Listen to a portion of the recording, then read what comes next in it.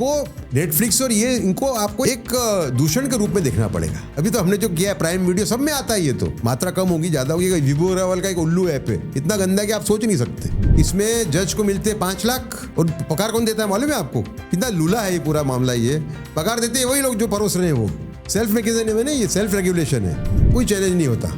Nation first आप हो अगर तो कोई चैलेंज नहीं है। जो भी चीज देश को नुकसान करे उसको उखाड़ के बाहर फेंक देने का है। बॉलीवुड विरोध करेगा, क्या करेगा बॉलीवुड की तो हालत तो देखो आप, बॉलीवुड की भी हालत देखो ना आप। और ये लोग कर कौन रहे हैं? सब हॉलीवुड वाले ही है। एकता कपूर कौन है? बॉलीवुड का भाग है। हिंदू मुस्लिम एकता कोई भी कीमत पे, जो हिंदू मुस्लिम एकता हिंदुओं की कीमत पे बन गया। और दूसरा है उसका संपूर्ण अहिंसा। जो गांधी जी ने संपूर्ण अहिंसा की जो परिभाषा दी कि कोई मारे तो मार खाते जाओ, वैसी परिभाषा भगवान बुद्ध और भगवान महावीर में नहीं दी। हिंदू महासभा जैसी छोटी सी पार्टी उन्होंने ज्वाइन की। उसमें बड़ा स्टेटमेंट बड़ा फेमस उनका कि मैं सही देशभक्तों की आखिरी पंक्ति में खड़ा रहना पसंद करूंगा, बजाय ऐसे लोगों की पहली पंक्ति में जो देशभक्ति के नाम पे देश के साथ धोखाधड़ी कर रहे हैं। राजीव गांधी के जाने के बाद में जब कारोबार पूरा सोनिया गांधी के हाथ में गया, उसके बाद में प्रक्रिया और भी ज्यादा स्ट्रांग हो गई। मुस्लिम त्रिशूल की जो प्रक्रिया है, और हिंदू को डिवाइड करो और मुस्लिमों को स्ट्रांग करो। ये बड़ी संख्या है जो घर पे इस्लाम धर्म फॉलो करते हैं और नौकरी लेते हैं हिंदू बोल के।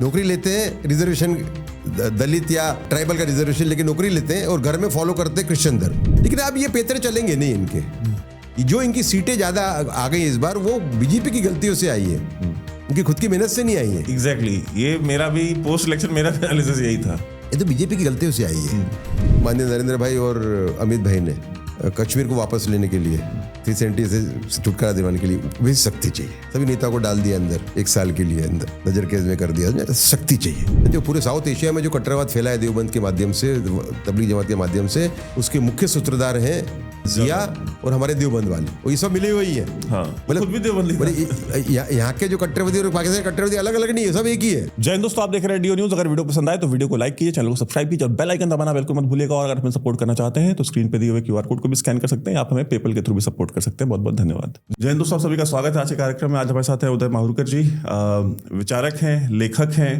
और इतिहास को लेकर के जो बहुत सारी त्रुटियां जो हमको किताबों में पढ़ाई गई हैं उनको भी सही करने का काम करते हैं। इतिहास के ऊपर एक बहुत अच्छी पकड़ है, और कट्टरपंथ के खिलाफ, स्पेशली जो इस्लामी कट्टरपंथ का जो एक चुनौती हमारे सामने हमें अपने समाज में समय समय देखने को मिलती है, जिसको लेकर के आप भी चिंतित होते हैं, हम भी चिंतित होते हैं। हम अक्सर आपस में एक दूसरे के साथ वार्तालाप भी करते हैं, वीडियोस भी बनाते हैं। तो इन सभी मुद्दों को लेकर के बात करने के लिए हमें उदय माहुरकर जी से बेहतर कोई व्यक्ति मिल नहीं सकता था। तो सर, आपका बहुत बहुत स्वागत है।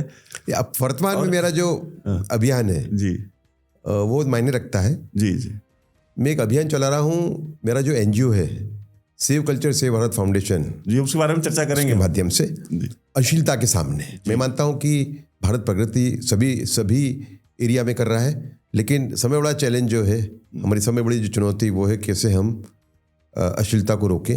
बिल्कुल। और जो हमारी संस्कृति है उसको जो नुकसान हो रहा है, हमारे जो चरित्र को नुकसान हो, उसको कैसे बचाएं। बिल्कुल, हम उसके बारे में भी चर्चा करेंगे। हम तो सारी रिपोर्ट्स लेके बैठे हुए हैं आज, साथ में अपने दर्शकों के साथ भी साझा करेंगे। सर, सबसे पहली बात जो शुरुआत करते हैं, इतिहास से शुरू करते हैं, वर्तमान में तो हम आएंगे। जब आप देखते हैं कि इस देश में जो नैरेटिव चलते हैं, चाहे वो सावरकर को लेकर के हो, आपने सावरकर के ऊपर बड़ी अच्छी पुस्तक भी लिखी है जी, और आपने उसमें कई सारे ऐसे तथ्य लिखे हैं जो कि सावरकर के ऊपर किताबें बहुत लिखी गई हैं जी, लेकिन वो तथ्य उन किताबों में, उन पुस्तकों में नहीं लिखे गए जी। और मैं उस पुस्तक का लिंक अपने डिस्क्रिप्शन बॉक्स में दूंगा, जो हमारे दर्शक लेना चाहते हैं ले लें। क्योंकि सर, हमने बहुत सारी पुस्तकें पढ़ी हैं, बड़े बड़े राइटर्स ने उसकी बड़ी पब्लिसिटी भी कराई गई उन पुस्तकों की, और उन्होंने अच्छा काम किया है जी। लेकिन बहुत सारी ऐसी हिडन चीजें थी जो आपने बताई, जो बाकी पुस्तकों में नहीं थी। जिस तरह से सिंध को जब बॉम्बे प्रेसिडेंसी से अलग किया गया तो उसकी चर्चा आपने की, वो किसी और पुस्तक में किसी लेखक ने नहीं बताया कि भाई सावरकर 1936 में उसका विरोध कर रहे हैं। पाकिस्तान बनाने का पहला कदम था। ठीक है, तो ये जो विजनरी, जो एक सावरकर जो एक विजनरी है, हम देखते हैं किताबें या तो लिखी जाती हैं सावरकर की भक्ति में, जिसमें उनको बिल्कुल ही एक एक्सट्रीम राइट विंग में जाके खड़ा कर दिया जाता है, या तो वो किताबें लिखी जाती है जो आजकल के मॉडर्न जो राइट विंग के लेखक हुए हैं वो लिखते हैं, तो वो बड़ा एक अपोलोजेटिक किस्म की पुस्तकें लिखते हैं कि नहीं, सावरकर तो ऐसे नहीं थे, सावरकर तो ऐसे थे, सावरकर ने तो ऐसा नहीं किया, सावरकर ने तो ऐसा किया। आपने बड़े तथ्य रखे कि सावरकर एक विजनरी थे, एक युग पुरुष थे जो देख सकते थे भारत की राष्ट्रीय सुरक्षा भारत की राष्ट्रीय सुरक्षा के पितामह थे। पितामह। ये हमने तो इसके बारे साबित में किया थोड़ा सा है इस बताइए। किताब के द्वारा। इसके बारे में थोड़ा बताइए सर, इस पुस्तक की प्रेरणा कहाँ से आई और वो क्या झूठ थे इतिहास के जो सावरकर के बारे में बोले गए? जी, देखिए, सावरकर के बारे में जो भी राहुल गांधी या उनके जो विरोधी कहते हैं, अब नए उसमें जुड़ गए एक अरुण शौरी दुर्भाग्यपूर्ण रूप से नाराज थे कुछ नेताओं से, बदला ले रहे देश के साथ। ये एक बड़ी मेरे लिए बहुत ही पीड़ादायक पूरा उनका जो अरुण शौरी ने जो भी किताब लिखी है सावरकर के विरुद्ध में, वो बड़ी पीड़ा देने वाली कि एक व्यक्ति जो राष्ट्रवादी चिंतक था, राष्ट्रवादी इतिहासकार था, वो व्यक्ति कैसे जब उसके मंसूबे पूरे नहीं हुए, कुछ लोगों ने नहीं किए होंगे, कुछ कारण होगा, तो कैसे वो आइडियोलॉजी के विरुद्ध हो गया और बदला ले रहा है देश के साथ। तो सावरकर की बात करें तो सावरकर के सामने जो भी एलिगेशन लगाए जाते हैं, ऐसा नहीं कि सावरकर ने गलतियां नहीं की, समझे ना, लेकिन जो भी एलिगेशन ये लोग लगाते हैं सब गलत है। देखिए, हमारी जो पुस्तक है उसकी प्रेरणा ऐसी मिली मुझे कि मैं जब छोटा था, जब मेरे पूज्य पिताजी मुझे कहते थे कि कांग्रेस और देश की जनता ने सावरकर को बहुत अन्याय किया, ये शब्द मेरे मन में, कान में अभी भी गूंजते हैं। मैं बहुत छोटा था उस टाइम पे। बाद में सावरकर के बारे में पढ़ता रहा मैं। 96 के अंदर एक व्यक्ति जो मेरी जिज्ञासा थी सावरकर के बारे में, उसको जान गया, वो अपने घर मुझे ले गया। उसने कुछ पुस्तकें मुझे सावरकर की दी। अरे अच्छा, वो भी काफ़ी अचंभित था कि सावरकर को क्या याद कर रहे हैं ये लोग। मतलब उसने भी पुस्तकें चढ़ा रखी थी बिल्कुल ऊपर, लॉफ्ट के ऊपर धूल चढ़ी हुई पुस्तकें थी, समझे आप। तो वो पुस्तकें मेरे जो हाथ में आई, उसके पहले भी थोड़ा अध्ययन था मेरा, लेकिन इतना नहीं था। वो पुस्तकें बहुत अच्छी थी, समझे ना। और उसमें जो तथ्य मैंने उठाया, देखिए सावरकर को हम जानते हैं क्रांतिकारी के रूप में, पर मैंने जो पुस्तकों को पढ़ा और उसमें जो आर्टिकल्स थे, कुछ जो चैप्टर्स थे उनको पढ़ा, मुझे लगा कि आज के जो आज की परिस्थिति में सावरकर का जो महत्व है भारत के लिए, वो राष्ट्रीय सुरक्षा के संदर्भ में है। क्योंकि भारत में जो भी आपत्ति आई राष्ट्रीय सुरक्षा को लेके, वो भारत का विभाजन हो, वो पाकिस्तान का प्रॉब्लम हो, वो आसाम का प्रॉब्लम हो, चाइना का प्रॉब्लम हो, इस सभी की भविष्यवाणी उन्होंने कई सालों पहले कर दी थी। तो मैं और मेरे सहलेखक चिरायु पंडित, जिनका काफ़ी सहयोग रहा मुझे, हमने ये साबित कर दिया है करीब करीब कि वीर सावरकर जो हैं वो भारत की राष्ट्रीय सुरक्षा के पितामह हैं। वीर सावरकर जो हैं वो भारत की राष्ट्रीय सुरक्षा के नॉस्ट्राडेमस हैं, समझे ना। जैसे कि आसाम समस्या 1941 के अंदर उन्होंने स्टेटमेंट दिया कि ये जो ईस्ट बंगाल से जो घुसपैठिए आ रहे हैं, मुसलमान थे अधिकांश, और जो ब्रह्मपुत्रा नदी में के वैली में बस रहे हैं, ये आगे जाके आसाम की संस्कृति और भारत की उत्तर पूर्व पट्टी की जो राष्ट्रीय सुरक्षा है उसके लिए खतरा पैदा करेंगे। तो नेहरू जी ने कहा, उनको काउंटर करते हुए, कि नेचर एबॉर्स वैक्यूम, जो पर्यावरण है वो खाली जगह रखता नहीं है कहीं, खाली जगह के लोग आके बसेंगे वहां पे। तो उसको बड़ा एक कठोर जवाब दिया था, कठोर शैली थी सावरकर जी की। सावरकर ने जवाब दिया कि पंडित नेहरू को जो पर्यावरण का ज्ञान है बड़ी निम्न कक्षा का है। नेचर ऑल्सो एबॉर्स पॉइजनस गैस, जहरीली गैस का भी पर्यावरण विरोध करता है, समझे आप। देखिए, उस टाइम पे मुसलमानों की जो संख्या थी आसाम में वो 10% थी। उसमें अधिकांश मुसलमान थे वहाँ पे आसाम के। असमीज मुसलमान और ये ईस्ट बंगाल वाले, उसमें फ़र्क है। बांग्लादेश वाले, असमीज वाले घर में असमीज भाषा बोलते हैं और अपने आप को इनसे वो जोड़ते नहीं है, वो असमीज कल्चर से अपने आप को जोड़ते हैं, समझे आप। तो उस टाइम पे 10% संख्या थी मुसलमानों की, 41 की बात कर रहा हूँ मैं। आज करीबन 36% होगी। तो कितने सही थे वो। वैसे चाइना, आज के चाइना का गठन हुआ 1948 में, करीब करीब जब भारत आज़ाद हुआ उसके 1 साल बाद। 52 के अंदर सावरकर ने देखा कि उस टाइम पे चाइना ने तिब्बत हथिया लिया था 1950 में। तो सावरकर ने देखा कि तिब्बत ये तो आगे बढ़ता जा रहा है। उस टाइम पे जब जब जब चाइना आज़ाद हुआ, वो सैनिकी रूप से, आर्थिक रूप से, सभी रूप से भारत के पीछे था, कि मात्र 4 या 5 साल के अंदर वो सैनिकी रूप से हमसे आगे निकल गया। और 1952 के अंदर सावरकर ने स्टेटमेंट इशू किया कि देश की जनता को मैं आगाह करता हूं कि चाइना का बहुत बड़ा खतरा हमारे सामने पैदा होगा आगे जाके। ये देश की जो सरकार है वो बिल्कुल इससे बिल्कुल बेखबर है। उस टाइम पे हमारे जो ऑर्डिनेंस फैक्ट्रीज होती थी, उसके अंदर जहाँ बंदूक बननी चाहिए वहाँ चाय का प्रोसेसिंग होता था। मतलब नेहरू जी ये मानते थे कि हम कोई पे वार नहीं कर रहे हैं, कोई पे आक्रमण नहीं कर रहे, तो हम पे कौन आक्रमण करेगा। सर, नेहरू जी ने तो यहाँ तक कहा था हिंदी चीनी भाई भाई, और उन्होंने कहा था कि हमको तो फौज की या आर्मी की जरूरत ही नहीं, मैं तो पुलिस से अपना बॉर्डर मैनेज कर लूंगा। हाँ, सही बात है आपकी। तो सावरकर ने उस टाइम पे आह्वान किया कि देश को अणुशक्ति बनना चाहिए 52 में, समझा। और देश अणुशक्ति बना तो 25 साल बाद में बना, समझा। 1954 में जब जो चाइना से बिल्कुल प्रभावित नेहरू एक नई डॉक्ट्रिन लेके आए, जिसको बोलते हैं पंचशील, कि भाई ये 5 मंत्र ऐसे हैं जो हम अगर फॉलो करते हैं, हम और हमारे पड़ोसी देश, तो हम एक दूसरे के साथ में हिल मिल के रह पाएंगे, शांति से रह पाएंगे। उस टाइम पे सावरकर ने कहा कि नेहरू की सोच बहुत गलत है, देश को बड़े खतरे में डाल सकती है, क्योंकि चाइना का जो पंचशील है वो है submarine, bomb, machine gun, missile. Bharat का पंचशील जो है वो जो मंत्रों की माला होती है वो है, समझे। और उस टाइम उन्होंने कहा, पूरे देश को आह्वान किया उन्होंने कि देश बहुत खराब परिस्थिति में है, मुझे थोड़ा भी अचंभा नहीं होगा कि ये परिस्थिति अगर जारी रही तो चाइना ही हम पे डायरेक्ट अटैक करके हमारी जमीन हथिया ले। और 8 साल के बाद में 62 का जो लड़ाई हुई चाइना के साथ में, उसमें ये बात सही ठहरी। फिर सावरकर ने ये कहा था कि जब तक पाकिस्तान रहेगा तब तक भारत चैन की नींद सो नहीं पाएगा। इसके लिए पाकिस्तान को हमें एक रिबेल प्रोविंस के रूप में देखना चाहिए और मौका मिलते ही उसको फिर से हमारे में शामिल कर लेना चाहिए। ये मौका कब आया? 65 के वॉर में। आंशिक था लेकिन आया। भारत का जाट रेजिमेंट वो लाहौर से सिर्फ 13 किलोमीटर दूर था। बिल्कुल। लाहौर जो प्रांत थे, जो पुलिस स्टेशन की हद में आ गया था।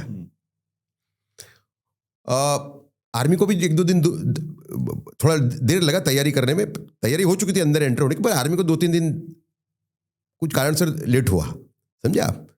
इतने में लाल बहादुर शास्त्री जी ने युद्ध विराम स्वीकार लिया। ये मौका आ ही गया था हमारे पास में। लाहौर अगर हम मिला लेते उस टाइम पे तो हम बहुत मजबूत परिस्थिति में होते। देखिए उस टाइम पे कट्टरवाद का लेवल ये नहीं था जो आज है। लाहौर ही तो पाकिस्तान है, और पाकिस्तान है क्या? जी बिल्कुल। तो अच्छा, फिर मौका आया ये शिमला एग्रीमेंट के टाइम पे। शिमला एग्रीमेंट जब हुआ 1972 के अंदर, तो ये माना जा रहा था कि इंदिरा गांधी के स्वरूप में हमें एक दूसरे सावरकर मिले। जिस तरीके से उन्होंने पाकिस्तान के 2 टुकड़े किए, जिस तरीके से 93,000 पाकिस्तानी सैनिकों को कैदी बनाया। और उस टाइम पे बताते हैं कि भुट्टो ने क्या जादू चलाया कि हमने कुछ भी नहीं लिया वापस। अपने खुद के प्रिजनर्स ऑफ वॉर नहीं लिए। हाँ, पीओ के हम मांग सकते थे, नहीं लिया हमने। तो सावरकर कितने सही थे, आप समझे। सावरकर को भारत का राष्ट्रीय पिता के रूप में स्वीकारना ये देश की आवश्यकता है। ये नहीं कहूंगा कि सावरकर ने गलती नहीं की थी, लेकिन उनकी राष्ट्रीय सुरक्षा की जो विजन थी वो अटूट थी। और मुसलमानों का जो कट्टरवादी मुसलमानों का खतरा है उसको समझने में उनकी जो माहिरात थी वो नेताजी से अलग थी, ज्यादा थी। आपको याद रहे 1938 का में एक डिसीजन लिया। देखिए भारत का जो विभाजन हुआ है उसके 2 कारण हैं। एक, हिंदू मुस्लिम एकता कोई भी कीमत पे, जो हिंदू मुस्लिम एकता हिंदुओं की कीमत पे बन गया। और दूसरा है उसका संपूर्ण अहिंसा, जो गांधी जी ने संपूर्ण अहिंसा की जो परिभाषा दी कि कोई मारे तो मार खाते जाओ, वैसी परिभाषा भगवान बुद्ध और भगवान महावीर में नहीं दी है। उन्होंने ये नहीं कहा है कोई आप पे वार करके आप प्रतिकार मत करो। मेरे ख्याल से महात्मा गांधी विश्व के पहले व्यक्ति हैं, उन्होंने देश के बड़े काम किए, ऐसा नहीं है, लेकिन विभाजन के दो मूल कारण ये है, संपूर्ण अहिंसा जो इनका डेफिनेशन है गांधी जी का, और दूसरा हिंदू मुस्लिम एकता कोई भी कीमत पे, जिसका लाभ भरपूर रूप से मुस्लिम लीग और जिन्ना ने उठाया। ये दो मेन कारण है, समझे आप, भारत का विभाजन। तो सावरकर ने इसको पहले से पहचान लिया था। देखिए 1937 के अंदर नेताजी बोस, अच्युतराव पटवर्धन और एसएम जोशी, ऐसे 3 नेताओं ने सावरकर जी को न्योता दिया कि आप कांग्रेस में आइए, कांग्रेस को बल मिलेगा। क्या कारण मुझे नहीं मालूम क्यों न्योता दिया, पर मुझे मानना है कि संपूर्ण अहिंसा को लेकर जो उनके गांधी जी से जो मतभेद थे वो कारण होंगे कि भाई अगर सावरकर जैसा व्यक्ति अगर आता है तो हमारी पूरी जो आइडियोलॉजिकल फाइट को बल मिलेगा, ये कारण हो सकता है। मतलब इंट्रा पार्टी जो उनका, हाँ, इंट्रा पार्टी उनका जो चल रहा था। सावरकर ने जवाब क्या दिया? सावरकर ने ये जवाब दिया कि देखिए कांग्रेस हिंदू हकों का हनन करके मुस्लिम तुष्टीकरण कर रही है और इस पथ पे इतनी आगे बढ़ चुकी है कि उसका वापस आना असंभव है। ऐसी परिस्थिति में अगर मैं कांग्रेस ज्वाइन करता हूं तो मुझे पाप लगेगा। और ये कहते हुए उन्होंने हिंदू महासभा जैसी छोटी सी पार्टी उन्होंने ज्वाइन की। उस टाइम का बड़ा स्टेटमेंट बड़ा फेमस उनका कि मैं सही देशभक्तों की आखिरी पंक्ति में खड़ा रहना पसंद करूंगा, बजाय ऐसे लोगों की पहली पंक्ति में जो देशभक्ति के नाम पे देश के साथ धोखाधड़ी कर रहे हैं। ये मेरे लिए बड़ा प्रेरित करने वाला स्लोगन है उनका। ये शब्द है उनके। धनंजय कीर जो है उनके पहले बायोग्राफर, वो ये लिखते हैं कि ये जो उनका जो डिसीजन था, जो निर्णय था कांग्रेस ज्वाइन करने का, ये राणा प्रताप जैसा उनका एक बलिदान था। जब अकबर ने राणा प्रताप को न्योता दिया तो राणा प्रताप के सगे संबंधी, जाति वाले, राजपूत, उनके भाई भी सब मिल चुके थे अकबर के साथ, लेकिन राणा प्रताप ने न्योता ठुकरा दिया। अगर उस टाइम पे राणा प्रताप अगर ज्वाइन करते अकबर को तो अकबर उनको हाईएस्ट शिखर पे बिठा था।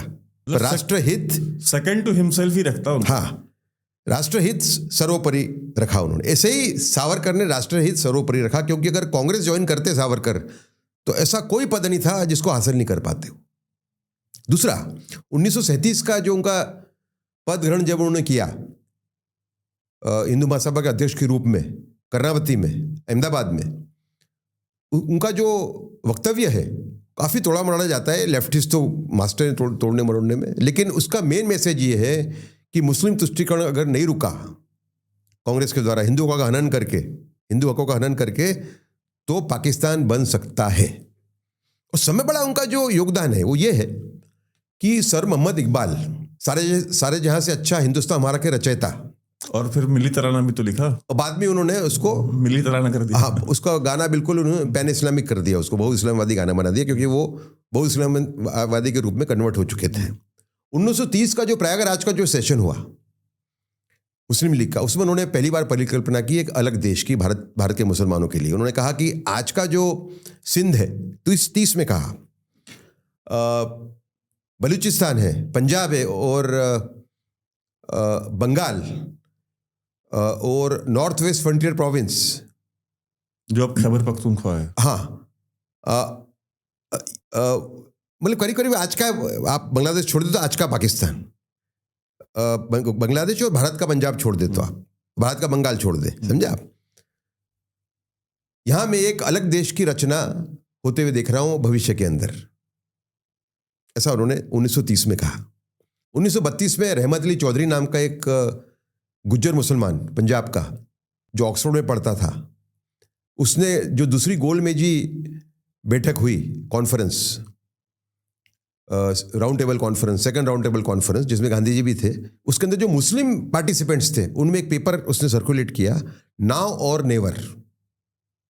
अभी अलग देश मांगने का भारतीय मुसलमानों के लिए सब में सुनहरा मौका है, अगर नहीं मांगा तो हम कभी नहीं इसको हासिल कर पाएंगे।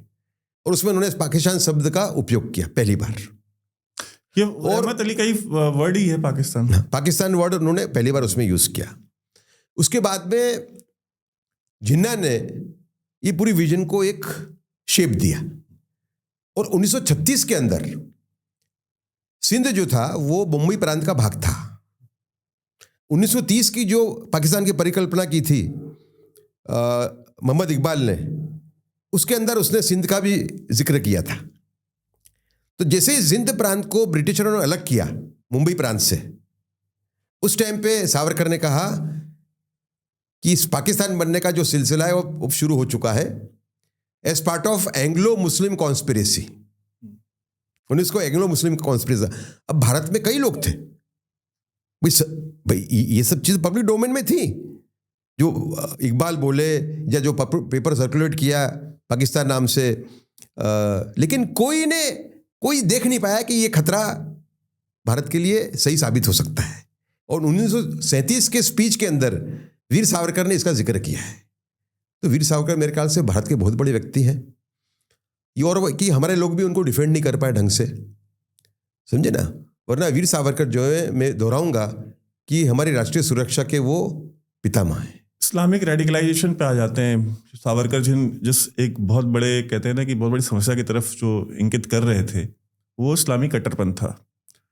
इस्लामिक कट्टरपंथ को आप किस तरीके से देखते हैं? उसके कॉज क्या आपको समझ में आते हैं? उसके कारण क्या है? उसका बैकग्राउंड क्या है?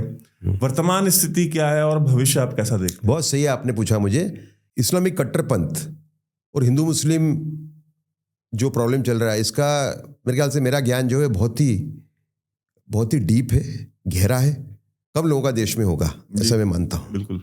स्वामी दयानंद सरस्वती ने अपना प्रचार शुरू किया उत्तर भारत में 60 के दशक में, और स्वामी दयानंद सरस्वती पहले व्यक्ति हैं हिंदू धर्म के अंदर जिन्होंने एक स्ट्रक्चर्ड रूप में परावर्तन की बात की, रिकन्वर्जन की।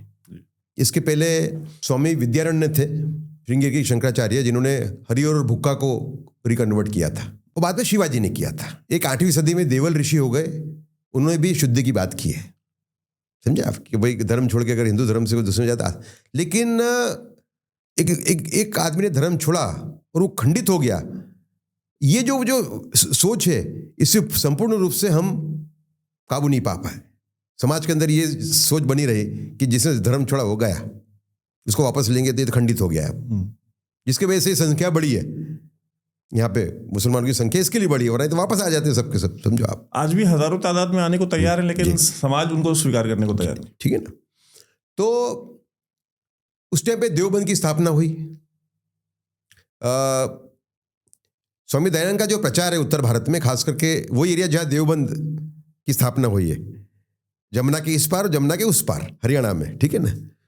तो मेरा ऐसा मानना है कि देवबंद वाले अच्छे तरीके से परिचित थे कि ये खतरा हमारे सामने आगे जाके बन सकता है। तो जब देवबंद की स्थापना इन्होंने की, मद्रास की, दिसंबर 1866 में देवबंद में आज की, तो उस टाइम पे इन्होंने कुछ 2-4 चीजें उसमें उन्होंने तय की। उन्होंने कहा कि इसका जो पूरा जो देवबंद की स्थापना के पीछे बैकग्राउंड क्या था। बैकग्राउंड ये था कि मुसलमान को ये लगा कि 1857 का जो पूरा जो वाकया हुआ, उसमें मुस्लिम जो सल्तनत उसका अंत हो गया है। हमें मुस्लिम सल्तनत को फिर से पुनर्जीवित करना है, ये उनका मेन विजन था, समझा। लेकिन साथ में दयानंद जी का प्रचार भी शुरू हो चुका था, ठीक है ना। तो इन्होंने जो स्ट्रेटेजी बनाई उस टाइम पे, ये कोरोबोरेटिव एविडेंस और मेरा खुद के विचार उस पर आधारित है, कहीं आपको एक जगह मिलेगा नहीं लिखा हुआ। ये बनाई कि हमें इस्लामिक सल्तनत का फिर से पूर्ण स्थापना करनी, लेकिन ये प्रोसेस बहुत लंबा है। और अब ये नया जो मूवमेंट शुरू हुआ है परावर्तन वाला, ये और खतरा पैदा करेगा। तो हमें बहुत ही संभल के चलना है। जब तक हम हिंदू जैसे जो मुसलमान हैं, जो चाचा की लड़की से शादी नहीं करते, जो गौ मांस नहीं खाते, कहने को मुसलमान है, इनको जब तक हम कट्टरवादी मुसलमान नहीं बनाते, तब तक हमारे सिर पे खतरा मंडराता रहेगा। एक बार ये चाचा की लड़की से शादी कर लेते हैं या एक बार ये गौ मांस खा लेते हैं, फिर तो ये हिंदू कभी इनको वापस नहीं लेंगे। मैं दयानंद सरस्वती का जो एक्सपेरिमेंट है ये बिल्कुल सक्सीड नहीं होगा। एक बार इन्होंने अगर गौ मांस खा लिया तो कितना भी प्रचार करें वो, ठीक है। तो इन्होंने ये कहा, अच्छा, दोनों ने कहा कि ये परिस्थिति इस्लाम की देश में क्यों हुई, तो उसके लिए उन्होंने पहला जवाबदारी व्यक्ति ठहराया अकबर को, कि अकबर ने जो हिंदुओं को टॉलरेट किया या हिंदुओं को जो कंसेशंस दिए, मंदिर टूटने पे रोक लगाई, जिजिया टैक्स विड्रॉ किया, है ना, कोई भी उसका हेतु कुछ भी हो, लेकिन इसके वजह से इस्लाम यहाँ वीक हुआ है। तो इस्लाम के अंदर सबसे बड़ा दुश्मन हमारा है तो अकबर है। आज भी बोलते हैं। हाँ, हिंदुओं के अंदर हम हिंदुओं को ओपनली छेड़ेंगे नहीं। अगर छेड़ दिया तो फिर हमारा जो ये 100 साल का कार्यक्रम है कि मदरसा और मॉस्क मस्जिदों का एक नेटवर्क बना के हिंदू जो मुसलमानों को कैसे कट्टरवादी बनाना, वो हमारा पंक्चर हो जाएगा अगर हिंदू जागृत हो गए तो हिंदुओं को हमको साथ में रखना है। पैन इस्लामिज्म की स्ट्रेटेजी खेलना है हमें, लेकिन हिंदुओं को ज़्यादा उकसाना नहीं है। ये इनकी स्ट्रेटेजी थी। मोहम्मद कासिम ननौतवी और रशीद अहमद गंगोही की। फिर 75 में एक ऑफिशियल रूप में आर्य समाज की स्थापना हुई बंबई में की स्वामी दयानंद सरस्वती ने। उसके बाद में उनका मूवमेंट चलता रहा। बाद में खराब तरीके से उनकी मृत्यु, आपको मालूम है, धोखे से, वो भी मुसलमान नहीं उनकी मृत्यु करवाई थी।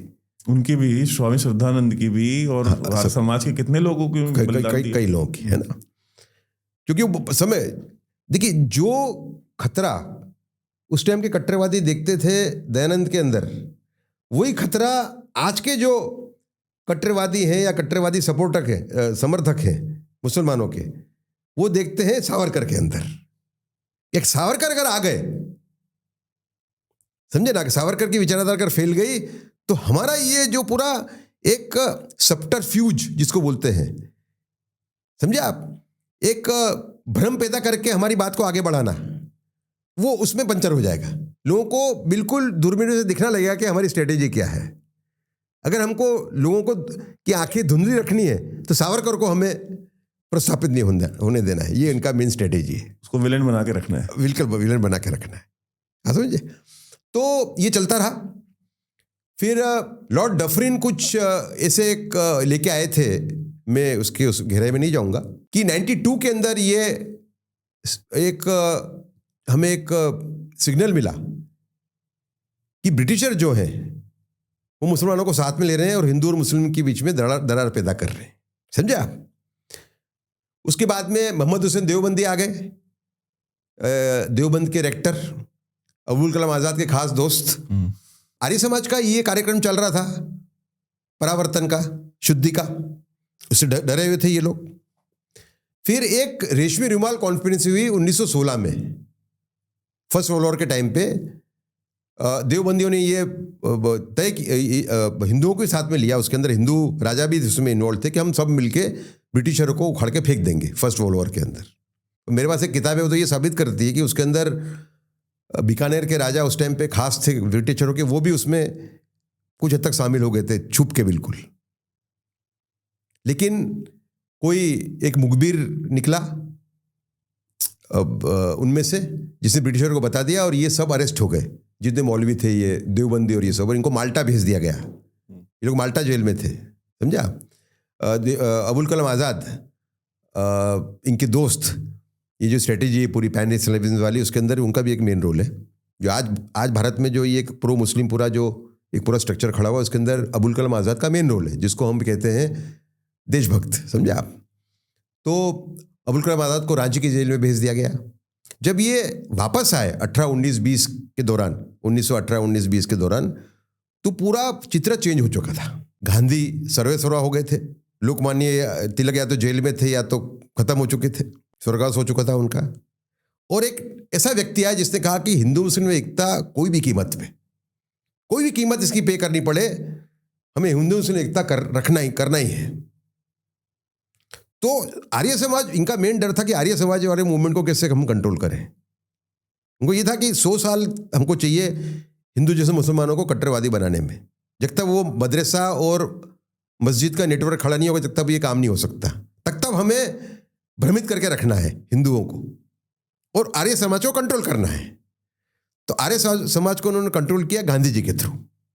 गांधी जी ने श्रद्धानंद जी को समझाया कि देखिए हिंदू मुस्लिम की दरार अभी ठीक नहीं है इस स्टेज के ऊपर, इस पे हमारे एक ही हमारा दुश्मन है, वो है ब्रिटिश, समझे। और श्रद्धानंद उनके बातों में आ गए। इसमें एक छोटा सा इंटरजेक्शन करूंगा कि स्वामी श्रद्धानंद जी से या गांधी जी की जो भी बातचीत है, स्वामी श्रद्धानंद को जब ये बोला गया कि भाई गांधी जी द्वारा कि भाई आप जो है ये शुद्धि वाला काम बंद कर दीजिए, ठीक है, तो और वहां पे मुसलमान उलेमा मौजूद थे, तबलीगी जमात को तो देवबंद ने बनाया ही ये जो इसके तब मतलब आर्य समाज के मतलब आर्य समाज को कंट्रोल करने के लिए, ठीक। और यही मेवात में बना था वो कंधालवी, जिनका आज चौथी पीढ़ी है, 7 कंधालवी जो है यहाँ पे। बिल्कुल बिल्कुल बिल्कुल। तो और आज की डेट में देखें तो दुनिया के तकरीबन 100 से ज्यादा देशों में तबलीगी जमात काम कर रही है। 170 देशों में। तो भारत का वहां भी मूवमेंट है ना, और 170 देशों में है। और कितना कट्टरवादी होगा कि प्रिंस सलमान रिफॉर्मिस्ट जो रूलर है उनको उसको बैन करना पड़ा, जबकि आइडियोलॉजी एक ही है। हाँ, मतलब सऊदी अरेबिया की उनकी आइडियोलॉजी करीब एक ही है। वो तो असली वाले वहां भी हैं, मतलब वो तो हाँ तो नहीं, वो तो मानते हैं इनको बहुत। हाँ, जी हाँ। तो तब इन्होंने जब बोला, और वहां पे मुस्लिम उलेमा ये तबलीगी जमात वाले ये कंधालवी भी वहां मीटिंग में मौजूद था, तो उनसे बोला कि भाई आप ये काम बंद कर दीजिए शुद्धि वाला, और इससे मुसलमान जो है वो प्रोवोक हो रहे हैं, उलेमा प्रोवोक हो रहे हैं, इससे हिंदू मुस्लिम डिफरेंसेस पैदा हो रहे हैं। तो स्वामी श्रद्धानंद जी ने सिर्फ एक ही छोटी सी डिमांड रखी थी ना कि भाई ये तबलीग का काम बंद कर दें। और मैं भी कर दूं, मैं भी तो तबलीग ही कर रहा हूँ ना। तबलीग इज जस्ट अ वर्ड। मैं हिंदू तबलीग कर रहा हूँ, मैं हिंदू तबलीग कर रहा हूँ, ये इस्लामी तबलीग कर रहे हैं, ये अपनी तबलीग बंद कर दे, मैं अपनी तबलीग बंद कर देता हूँ। एक उलेमा नहीं माना, न तबलीगी जमात का, न देवबंद का, न इस इंडिया में किसी भी मस्जिद का, सही बात है, कोई नहीं माना। सही बात। तो ये जो हम गांधी जी का ये देखते हैं कि एक जो बायस है, जो कीड़ा आज तक कांग्रेस पार्टी में हमको दिखता है। हाँ बिल्कुल बिल्कुल, ठीक है कि मतलब वो कांग्रेस तो पहले दिन से ही मुस्लिम परस्त थे, मात्रा उसकी बढ़ती गई। हाँ, और आज की मात्रा जो वो हाईएस्ट है। 139 साल के इतिहास में कांग्रेस कभी इतनी कट्टरवादियों की गिरफ्त में नहीं थी, इस्लामिक कट्टरवादियों की, जितनी आज है। हाँ, तो मैं ये समझना चाहता हूं कि ये जो जैसे आज वो इस देश में मुंबई शहर में वो अमर जवान ज्योति को लात से मार के तोड़ दे, क्यों? क्योंकि रोहिंग्या के ऊपर जो है म्यांमार में जुल्म हो रहा है। और तत्कालीन कांग्रेस की सरकार में, उस समय मुंबई में था जिस समय घटना हुई थी, और तत्कालीन जो पुलिस कमिश्नर थे वो मुसलमानों को जो है वो पकड़ के जो है कह रहे थे नहीं छोड़ दो, कोई पुलिस वाला पकड़ भी रहा था उनको, तोड़ फोड़ करने वालों को, तो उनको डांट रहे थे। और वो कैमरे पे है, आज तक मुझे मालूम, कोई नहीं दिखाता उसको। तो वो पुलिस कमिश्नर क्यों छुड़वा रहा था उन लड़कों को जो अमर जवान ज्योति तोड़ रहे थे और पुलिस वालों से? वो तो इस्लामिक कट्टरवादी है ना वो तो इसका मतलब है ना कि भाई मुख्यमंत्री, मुंबई का तो पुलिस कमिश्नर सीधा मुख्यमंत्री को रिपोर्ट करता है या गृह मंत्री को करता है, और ज्यादातर मुख्यमंत्री हमारे देश में गृह विभाग अपने पास रखते हैं। तो इसका मतलब है ना कि भाई मुख्यमंत्री ने ये कहा था कि भाई कोई किसी को पकड़ देगी। वो तो देखिए, राजीव गांधी जाने के बाद में इस्लामिक तुष्टिकरण की जो मात्रा है वो और भी बढ़ी है। उस टाइम पे भी थी, लेकिन अब तो बिल्कुल ही बढ़ चुकी है, समझे ना। और अब मुस्लिम वोटों के लिए कंपटीशन चल रही है। अब तो दिन दहाड़े सर मांगते हैं। तो अपन पुरानी पहले वाले प्रश्न पे आपके आप उसको दीजिए, लेकिन इसमें एक चीज मुझे ये भी बताइएगा जरूर कि ये जो हिम्मत बढ़ गई है, मैं इसमें आऊंगा। नुपुर शर्मा का सर मांगते हैं। थोड़ा आप समझ लो इसको पूरा। जो स्वामी सदानंद का थोड़ा बहुत जो भ्रम था, वो मोपला में जो हिंदुओं पे, जो केरला में जो एट्रोसिटीज हुई, जातियां हुई, उससे टूट गया और फिर वो अपने मूल रूप पे चले गए वो, समझे आप। और बाद में उन्होंने रशीद को हायर किया तबलीग जमात ने और उनको मरवा दिया। रशीद जो था एक तांगे वाला था, अहमदाबाद का था, उसको हायर किया था इन्होंने। उस टाइम में 5,000 रुपये देते बताते और मरवा दिया स्वामी सिद्धानंद को। बीमार थे बेचारे उस समय। हाँ, बीमार भी थे बेचारे। तो देखिए गांधी जी के आने के पहले आप देखिए डिफरेंस। लॉर्ड कर्जन ने बंगाल का विभाजन किया, उसके अंदर भी मुसलमानों का साथ लिया उन्होंने। और 1911 में क्योंकि गांधी नहीं थे, उसको फिर से बंगाल को एक करना पड़ा ब्रिटिशरों को। ये डिफरेंस है, गांधी जी नहीं थे और थे उसमें, कि गलती हमने दुरुस्त कर ली। पर गांधी जी जो नया स्लोगन लेके आए, देखिए गलती लोकमान्य तिलक ने भी की है। 1916 का जो पैक्ट है, जिसमें जो रियायतें दी गई मुसलमानों को, वो भी बड़ी खतरनाक है। लेकिन मैं मानता हूं कि अगर लोकमान्य तिलक ज़्यादा जिए होते तो वो जो लखनऊ पैक्ट के जो टर्म्स हैं उसको वो रेपुडिएट कर डालते। लेकिन गांधी जी ऐसे व्यक्ति थे, वो कहते थे कि भाई हिंदू मुस्लिम एकता कोई भी कीमत पे। वो बन गया हिंदू मुस्लिम एकता हिंदुओं की कीमत पे, आप समझे। तो गांधी जी से आने से मुस्लिम तुष्टीकरण की जो पूरी प्रक्रिया है, जो पहले थी, नहीं कांग्रेस में नहीं थी ऐसा नहीं है। कांग्रेस में आपको बताऊंगा, ये तो बहुत डीप में जाना पड़ेगा कि कांग्रेस पहले दिन से ही कांग्रेस मुस्लिम तुष्टीकरण वाली पार्टी है, लेकिन मात्रा उसकी बढ़ती गई। गांधी जी के आने के बाद और भी बढ़ी। और आप देखो कि वंदे मातरम को जो खिलवाड़ हुई वंदे मातरम के साथ में, और उसको एक 2 पैरा तक उसको कर दिया गया, एक तरीके से सेक्रीफाइस कर दिया गया वंदे मातरम को। वो जो कमेटी थी उसके अंदर कौन कौन था मेंबर? उसमें नेहरू थे, है ना, उसके अंदर सरदार पटेल भी, अरे नेताजी बोस भी थे उसके मेंबर। मतलब गांधी जी के आने के बाद में लोगों के आंखें धुंधली हो गई। सावरकर ने कहा था कि जितना तुष्टीकरण करोगे उतना ही पाकिस्तान का जो मामला आगे बढ़ेगा, समझे आप। तो ये तुष्टीकरण का मामला बढ़ता गया। देखिए 1945 का जो वोटिंग है उस पर गौर हमें करना पड़ेगा, ध्यान देना पड़ेगा। 1945 का जो वोटिंग है, the last parliamentary election before independence, partition, उसमें वोटिंग की पैटर्न क्या थी? वोटिंग कम हुआ था, हिंदुओं का 25% था, मुसलमानों का 20% था, है ना। लेकिन 20% में से 87% ने वोट दिया मुस्लिम लीग को, मतलब वो पाकिस्तान चाहते थे। तो आज जो मुसलमान जो कहते हैं कि भाई हम तो हमारी मर्जी से देश में रहे हैं, गलत बोलते हैं। बिल्कुल सही बात। सब गलत नहीं होंगे, लेकिन मेजोरिटी मुसलमान जो थे 87% तो मान ले। हाँ, नहीं 87% नहीं मानेंगे हम, कम मानेंगे हम, क्योंकि अगर 100 पे करते तो शायद और थोड़े अच्छे और भी निकल सकते थे। पर 60-65% तो मानते ही थे। Majority Muslims were in favour of Pakistan. ये तो क्लियर हो गया बिल्कुल। समझे। इसके बाद में जो पहला ये जो कट्टरवाद जो कैसे बढ़ा है, जिसका आपका जो प्रश्न है, तो पहला स्टेप जो आज़ादी के बाद जो हुआ वो हुआ अबुल कलाम आज़ाद को पहला देश का शिक्षण मंत्री बनाने का निर्णय पंडित नेहरू का।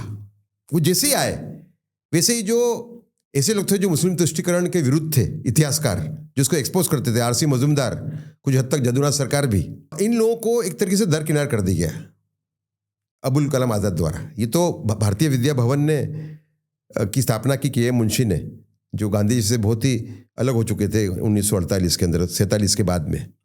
वो तो बिल्कुल सरदार पटेल वाले स्ट्रीम के व्यक्ति थे। उन्हें भारतीय विद्या भवन की जो स्थापना की, उससे इनका काम अपने को देखने मिलता है इन लोगों का, खास करके आरसी मजूमदार का।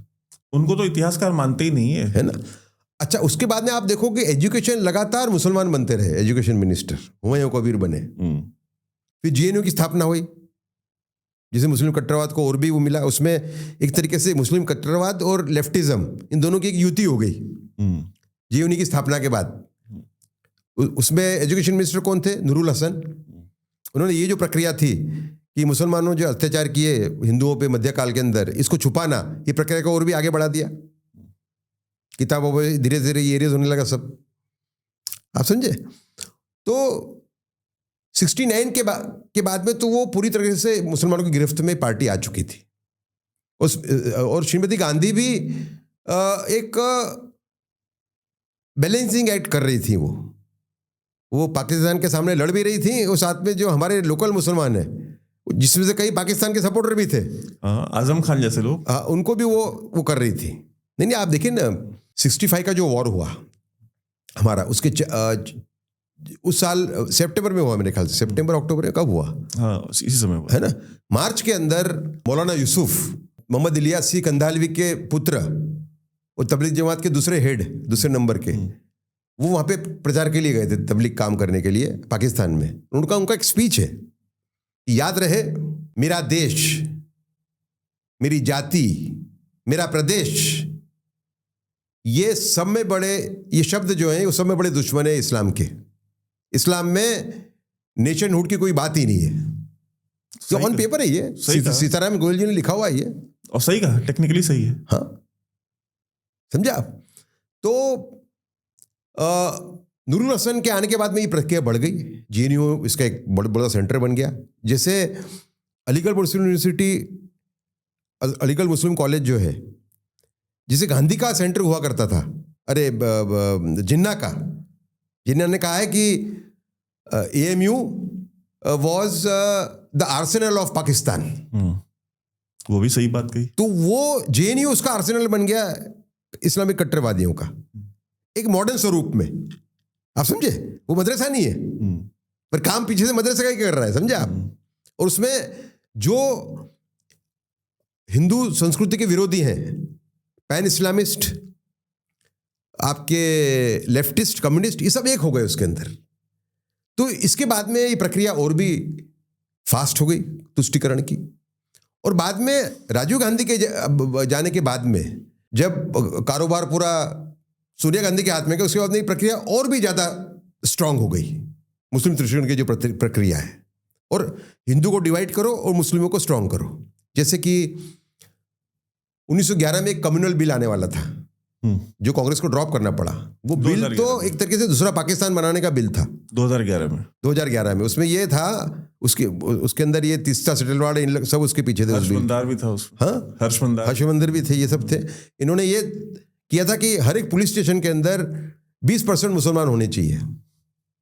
दूसरा पाकिस्तान बनाने का इनका ये पूरा पैंतरा था, समझे आप? उसके बाद में एक दलित क्रिश्चियन के कन्वर्जन का बिल आया था, दलित क्रिश्चियन को रिजर्वेशन देने का बिल आया था, मालूम है आपको?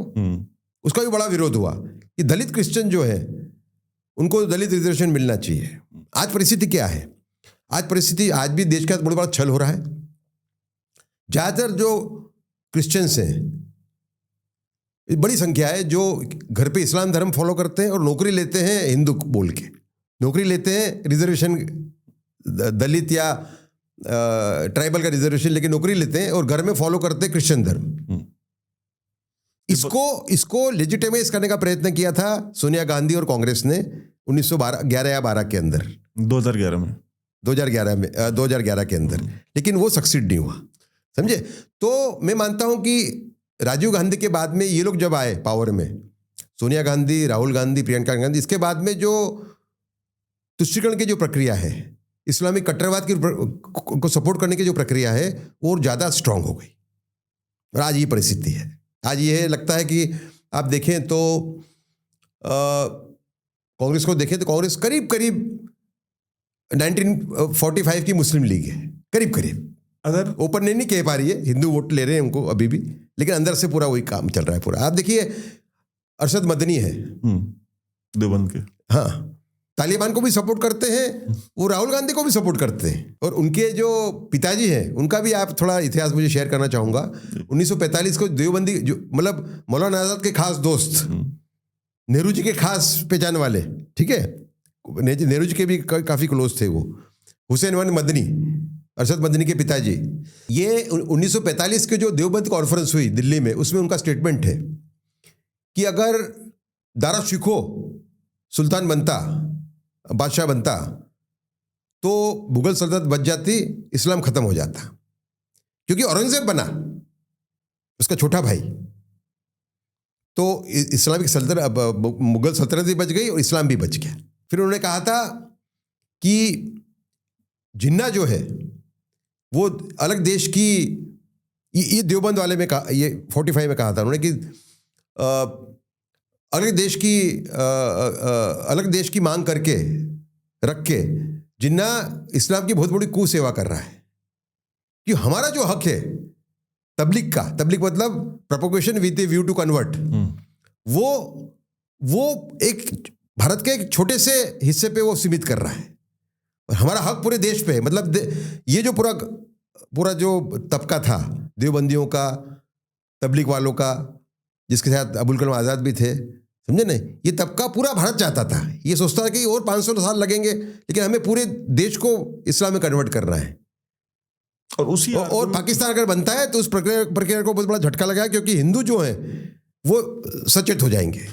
और उसी आर्गुमेंट को आज की डेट में अरशद मदनी और महमूद मदनी दोनों जो है यूज करते हैं कि जी हमारे वालिदैन ने तो अपोज किया था क्रिएशन ऑफ पाकिस्तान, लेकिन कभी ये नहीं बताते हैं कि किस ग्राउंड पे अपोज किया था। बिल्कुल। ठीक है, जो वो आपने बताया अभी। देखिए इसके अंदर छोटी मुंह बड़ी बात होगी, लेकिन मुझे कहना बहुत जरूरी, क्योंकि समय जाता है, परिस्थिति बिगड़ती जा रही है, तो सच बोलना वो देश हित में है। इसमें आरएसएस की भी थोड़ी गलती रही, जो जागृति फैलानी चाहिए इस्लामिक कट्टरवादियों के बारे में, वो फैलाई नहीं उन्होंने, उसका अध्ययन ही नहीं किया।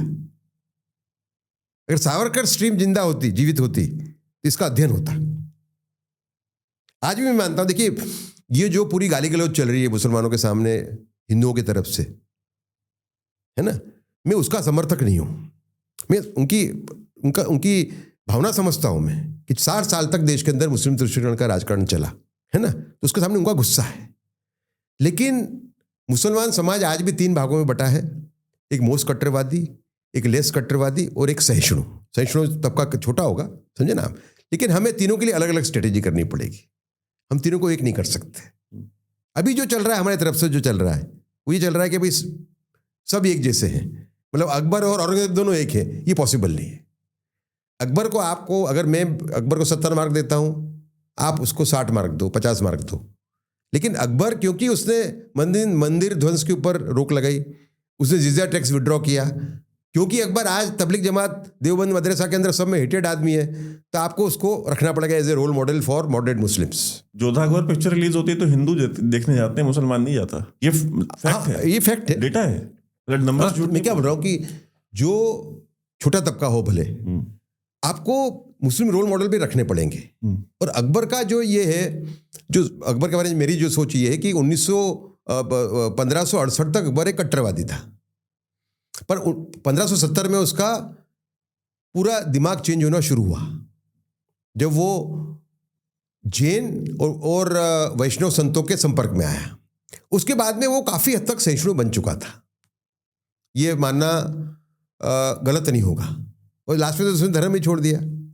आप ये नहीं मानते, आपने से बात की थी अभी जेएनयू की, कि किस तरह से भारत में अलग अलग शिक्षा मंत्री बनते गए और वो सारे के सारे डेलिबरेटली मुसलमान ही बनाए गए, और उन्होंने एक ऐसी नींव रख दी कुछ 25-30 सालों में कि उसका दंश हम आज तक झेल रहे हैं। हाँ बिल्कुल, 100%। जेएनयू ऐसी संस्थाएं, आपने कहा कि अब कांग्रेस जो है वो ऑलमोस्ट मुस्लिम लीग बन चुकी है, ऐसा मेरा मानना है। तो मैं आपकी इस बात से एग्री भी करूंगा, लेकिन एक थोड़ा सा आपसे एनालिसिस चाहता हूं कि जिन्ना ने भी जो है कि जोगेंद्रनाथ मंडल के साथ मिल करके वो एक कॉकटेल बनाने की कोशिश की कि जो दलित, जो हिंदू हैं, पिछड़े हिंदू हैं, उनको और साथ में ले लें, मुस्लिम लीग को, इनको मिला करके और इनके साथ एक कॉकटेल बनाई जाए।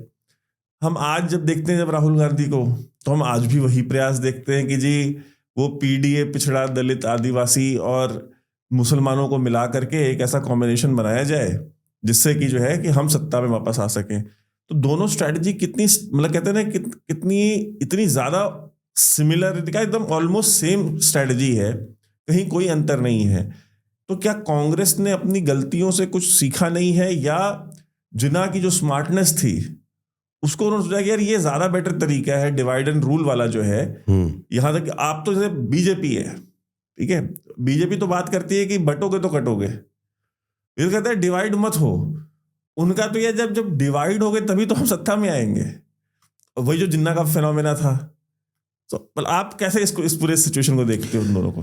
देखिए, राहुल गांधी तो एंटी हिंदू के रूप में देखता हूं उनको मैं, उनके स्टेटमेंट आते हैं, समझे ना आप, लेकिन उनके पास कहीं भी कोई उनके पास रणनीति नहीं है, एक्सपोज हो जाते हैं।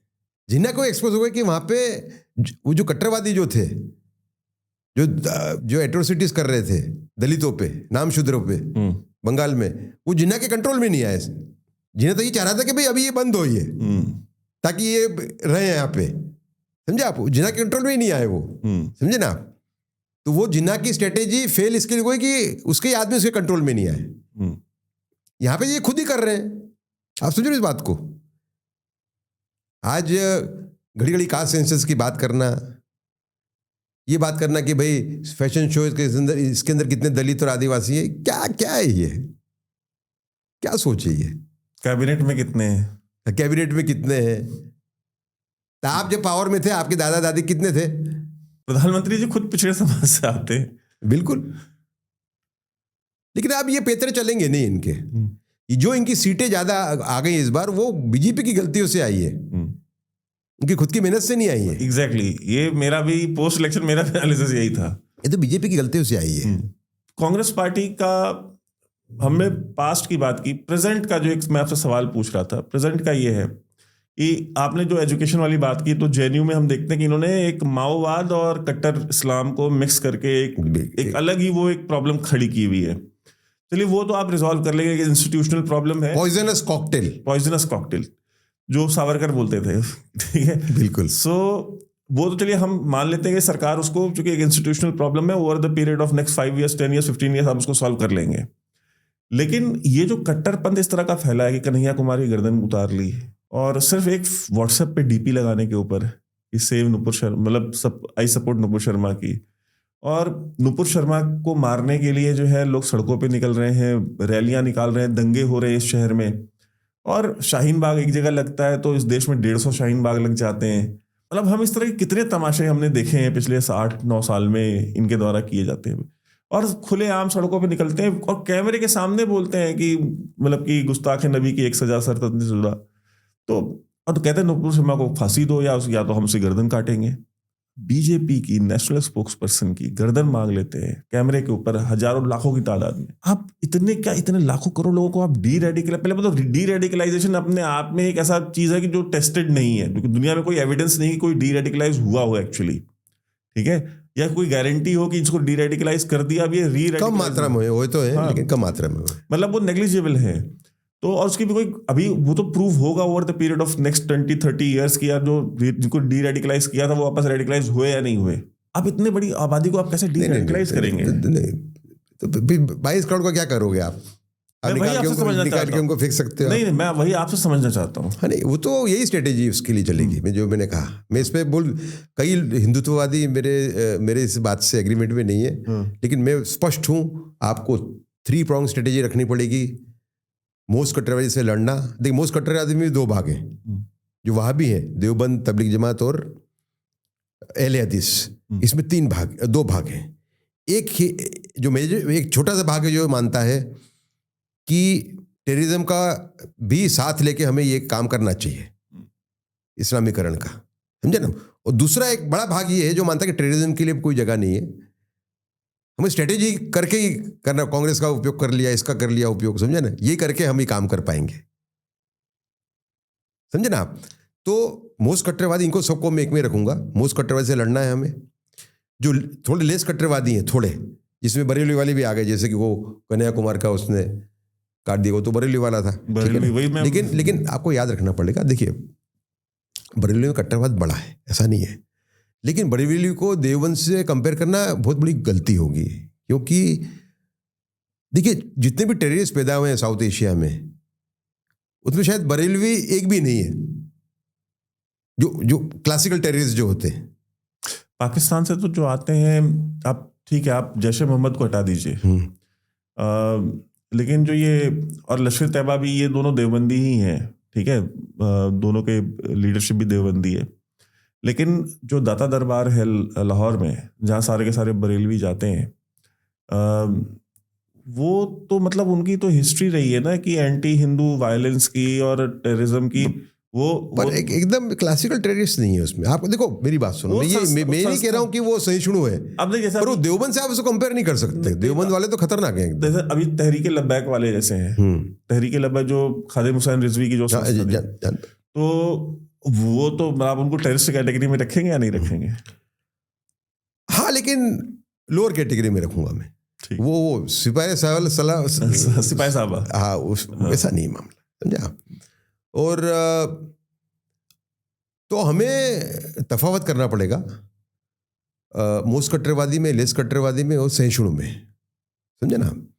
यही इसका तरीका है। बाकी आप ये कहोगे डी पुलिस लंबा को, तो आप 22,000 को टैकल नहीं कर सकते, 22 करोड़ लोगों को, मालूम ज़्यादा भी हो सकते, वो भी एक कॉन्स्पिरेसी चलती है कि नंबर्स कितने हैं इनके, कुछ बोलते हैं 25 करोड़ है, समझा। माइनस इलीगल सेंसस बांग्लादेशीज, को भी ये लोग मैनिपुलेट करते हैं ना। Minus illegal Bangladeshis. हाँ वो अलग। तो ये तो ये तरीका यही है, शक्ति बरतना। जो शक्ति बरती माननीय नरेंद्र भाई और अमित भाई ने कश्मीर को वापस लेने के लिए, 370 से छुटकारा दिलाने के लिए, वैसी शक्ति चाहिए। सभी नेताओं को डाल दिया अंदर, 1 साल के लिए अंदर नजर कैद में कर दिया। शक्ति चाहिए। ये जो शो ऑफ स्ट्रेंथ है, इसके सामने ये हमेशा से झुकते आए हैं। आप देख लीजिए, इनको जिसने भी टैकल किया, चाहे वो छत्रपति शिवाजी महाराज हो, चाहे वो महाराणा प्रताप हो, जितने भी हुए हैं, आप देखिए जहां जहां पे इनका एक वायलेंट रेजिस्टेंस हुआ है, वहां पे ये सकम भी किए हैं और उनके शान में कसीदे भी लिखे हैं। ठीक है, देखिए परिस्थिति उस जमाने की आज की अलग है। तो आज की मेन जो डिफरेंस है वो है कि तबलीग जमात और देवबंद ने बड़े तबके को कट्टरवाद की तरफ ले गई है। वो इतना कट्टरवाद उस टाइम पे था ही नहीं जो इतना अभी आज की तारीख में, उससे भी ज़्यादा कट्टरवाद है, समझा। साउथ एशिया के अंदर जो परिस्थिति निर्माण की है, खास करके इसका मेन सूत्रधार है जिया, जनरल जिया। जनरल जिया ने देवबंद को एक जबरदस्त सपोर्ट किया। बिल्कुल, जो पूरे साउथ एशिया में जो कट्टरवाद फैला है देवबंद के माध्यम से, तबलीग जमात के माध्यम से, उसके मुख्य सूत्रधार हैं जिया और हमारे देवबंद वाले। वो ये सब मिले हुए ही हैं। हाँ, मतलब भी देवबंदी यहाँ के जो कट्टरवादी और पाकिस्तान के कट्टरवादी अलग अलग नहीं है, सब एक ही है। हाँ, तबलीगी जमात तो वही है ना। और इवन पाकिस्तान में भी जो तबलीगी जमात के हेड है, वो सब इसी साद कंधालवी के तो भाई हैं, मतलब सेम परिवार भी सेम है, उनके भाई हैं। और वो तो एक टेक्टिकल डिवीजन था। हाँ, वो तो टेक्टिकल पूरा खेल था कि आधे को यहाँ रहना है, आधे को वहां रहना है। हाँ, ऐसा इसको डिस्कशन को आगे बढ़ाते, हमने ये बात कर ली कि जो इतिहास था और जो वर्तमान जो परिस्थिति चल रही है, आपने बताया कि रोड अहेड क्या है। भविष्य आप किस तरीके का देखते हैं कि जो वर्तमान सरकार जिस तरह से कार्य कर रही है, और मैं हमेशा बोलता हूं कि जिन लोगों को भी ये लगता है ना कि भाजपा से सरकार जो है ये अगले 10-15 साल कहीं जाने वाली है, वो बहुत गलत फहमी में जी रहे हैं।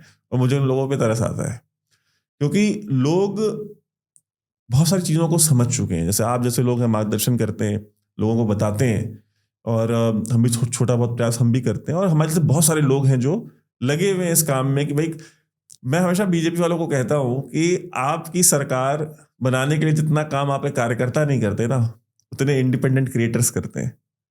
और जनता के बीच में जितना जागरूकता वो फैला रहे हैं ना, उतना आप कार्यकर्ता और जो उनका मंत्री संतरी बनाते हो ना, वो नहीं करते। और ये वास्तविकता है। सही बात। और ये मैंने कहा कि ये संस्थागत स्तर पे होना चाहिए, सरकार के स्तर पे। सरकार के पास रिसोर्सेज बहुत होते हैं, हमारे पास रिसोर्सेज बहुत लिमिटेड होते हैं। सही। तो आप भविष्य किस तरीके का देखते हैं कि क्या ये जो ब्यूरोक्रेसी है या जो ब्यूरोक्रेटिक जो एक कर्स है इंडिया के ऊपर, वो भी तो बहुत सारी चीजें नहीं होने देता ना, चीजों को स्लो डाउन करता है। प्रधानमंत्री चाहते भी हैं, लेकिन वो नियमों के जाल में फंसाता है। तो आप फ्यूचर भविष्य क्या देखते हैं? देखिए, मेरी सोच थोड़ी सी अलग है। मैं श्री नरेंद्र मोदी को एक बहुत बड़ा एडमिनिस्ट्रेटर मानता हूं और विजनरी मानता हूं।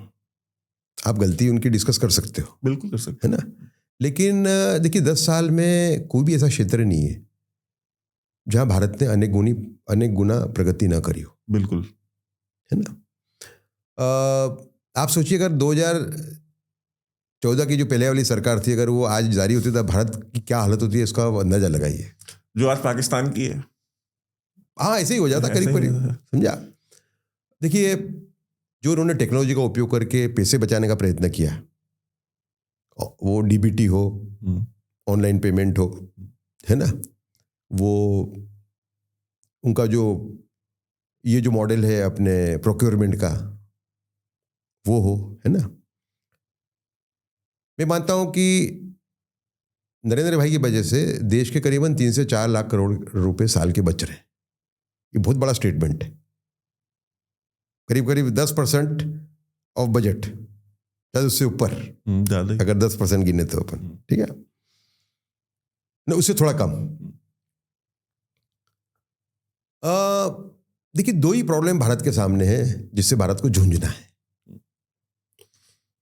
एक है हिंदू मुस्लिम प्रॉब्लम और मुस्लिम कट्टरवाद, और दूसरा है जो बीड़ा मैंने उठाया अभी, जो पोर्नोग्राफी आ रही है बच्चों के फ़ोन पे, जो अश्लीलता आ रही है, जो हमारे कैरेक्टर को तोड़ रही है, और हमारे विश्वगुरु बनने की जो परिकल्पना है उसके अंदर सब में बड़ी बाधा है जी। ये दो सब में बड़े चैलेंज भारत के हैं। अगर ये जो चैलेंज अगर भारत अगर टैकल कर पाता है तो भारत जो ऊंचाइयाँ की परिकल्पना स्वामी विवेकानंद ने की थी, मेरे गुरु स्वामी प्राणवानंद जी ने की थी, भारत सेवाश्रम संघ के संस्थापक महर्षि अरविंद ने की थी, दयानंद सरस्वती ने की होगी, समझा। वो ऊंचाई तक हम पहुंच सकते हैं, लेकिन हमें ये दो प्रॉब्लम टैकल करने पड़ेंगे। एक सिविल वॉर का डर हिंदू मुस्लिम मुद्दे को लेके, उसको भी हम डिस्कस करेंगे, है ना, और दूसरा है ये जो अश्लीलता आ रही है जो बच्चों के फ़ोन पे आ रही है, जिसकी वजह से रेप बढ़े हुए हैं। आजकल के जो रेप हो रहे हैं वो ज़्यादातर अश्लीलता देख के ही हो रहे हैं, पोर्नोग्राफी देख के हो रहे हैं। तो अगर ये दो चीज़ें अगर सरकार टैकल करती है तो हम उन ऊंचाइयों को छू सकते हैं, वरना भारत के लिए बहुत ही जो क्लाइंब है, इट इज़ ए स्टिप क्लाइंब, समझा। दूसरा कि आर्थिक विकास ही सब कुछ नहीं होता, समझा। आर्थिक विकास with culture intact, material progress and keeping the culture, protecting the culture, ये हमारी विजन होनी चाहिए। तो एक बॉलीवुड का प्रभाव बहुत है, और बॉलीवुड के फिर ये अश्लीलता उसमें से आ रही है। जो लोग फिल्म बना रहे हैं वो भी बॉलीवुड के भागी हैं, इस टाइप की जो फिल्में OTT पे बना रहे हैं, समझा आप। तो ये दो चैलेंज अगर भारत टैकल कर सकता है, बस समय भारत के पास कम है, समय भारत के पास कम है। जैसे कि मैंने 2015 में एक लेख लिखा था, तक़ियतुल ईमान नाम की किताब है जो सभी मदरसों में पढ़ाई जाती है। मैं ये जो कहने जा रहा हूँ मैं, ये किताब, इस किताब को की शोध ही मैंने की हुई है। देवबंदी जानते होंगे, सूफी जानते होंगे उसको, है ना, कि उसमें सूफी बात को भी बहुत गाली दी है उसके अंदर, उस किताब में। शाह वलीउल्लाह जो हो गया, जिन्होंने तीसरा पानीपत का युद्ध करवाया, अब्दाली को ये मैसेज भेज के कि मराठों को क्रश करो, ये काफिर है, समझे ना।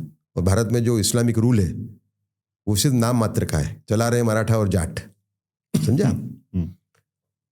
उनका प्रपौत्र था ये शाह इस्माइल, लेखक ऑफ दिस बुक तक़वियतुल ईमान। ये हर एक वहाबी मदरसा में पढ़ाई जाती है। 2015 में पहला लेख मैंने इसका लिखा था डेली के ऊपर, आज भी पढ़ाई जा रही है। तो इसका मतलब ये हो गया कि सरकार जो है वो इतनी सतर्क नहीं जितनी उसको होना चाहिए। सर फिर बात क्या कारण है, मेरे को जवाब नहीं मिलता कि जो किताब इतना कट्टरवाद फैला रही। अभी हिंदुइज्म एकता की चर्चा हुई माननीय सरसंघचालक जी और मुसलमान नेताओं के बीच में भी 2-3-4 साल पहले काफ़ी राउंड चले। तो हमें उनको ये पूछना चाहिए था मुसलमानों को कि भाई आप हिंदू मुस्लिम एकता चाहते हो ना, पहले इस किताब को विड्रॉ करो सिलेबस में से। हमारे कोई इस टाइप की कोई डिमांड ही नहीं रखी हमने। अच्छा, जहाँ तक सवाल अश्लीलता का है, उसके अंदर भी सरकार जो कर रही है वो कम कर रही है, मैं ऐसा मानता हूँ। आज 2 साल से मैं अभियान चला रहा हूँ, लेकिन अश्लीलता बढ़ती जा रही है, कोई कानून इस पर आ नहीं रहा अभी तक। और ये जो अश्लीलता परोसने वाले हैं वो एक तरीके से सिस्टम पे हावी है, नेटफ्लिक्स हो, ऑल्ट वाले हों। वो तो ये मैंने रखा है, अभी मैं उसके बारे में आपसे पूछूंगा चीजें। प्रधानमंत्री जी की आपने बात की, इसलिए मेरे मन में सवाल आया। प्रधानमंत्री जी को तो आप व्यक्तिगत रूप से जानते हैं, और आज से नहीं जानते, आप काफी लंबे समय से जानते हैं।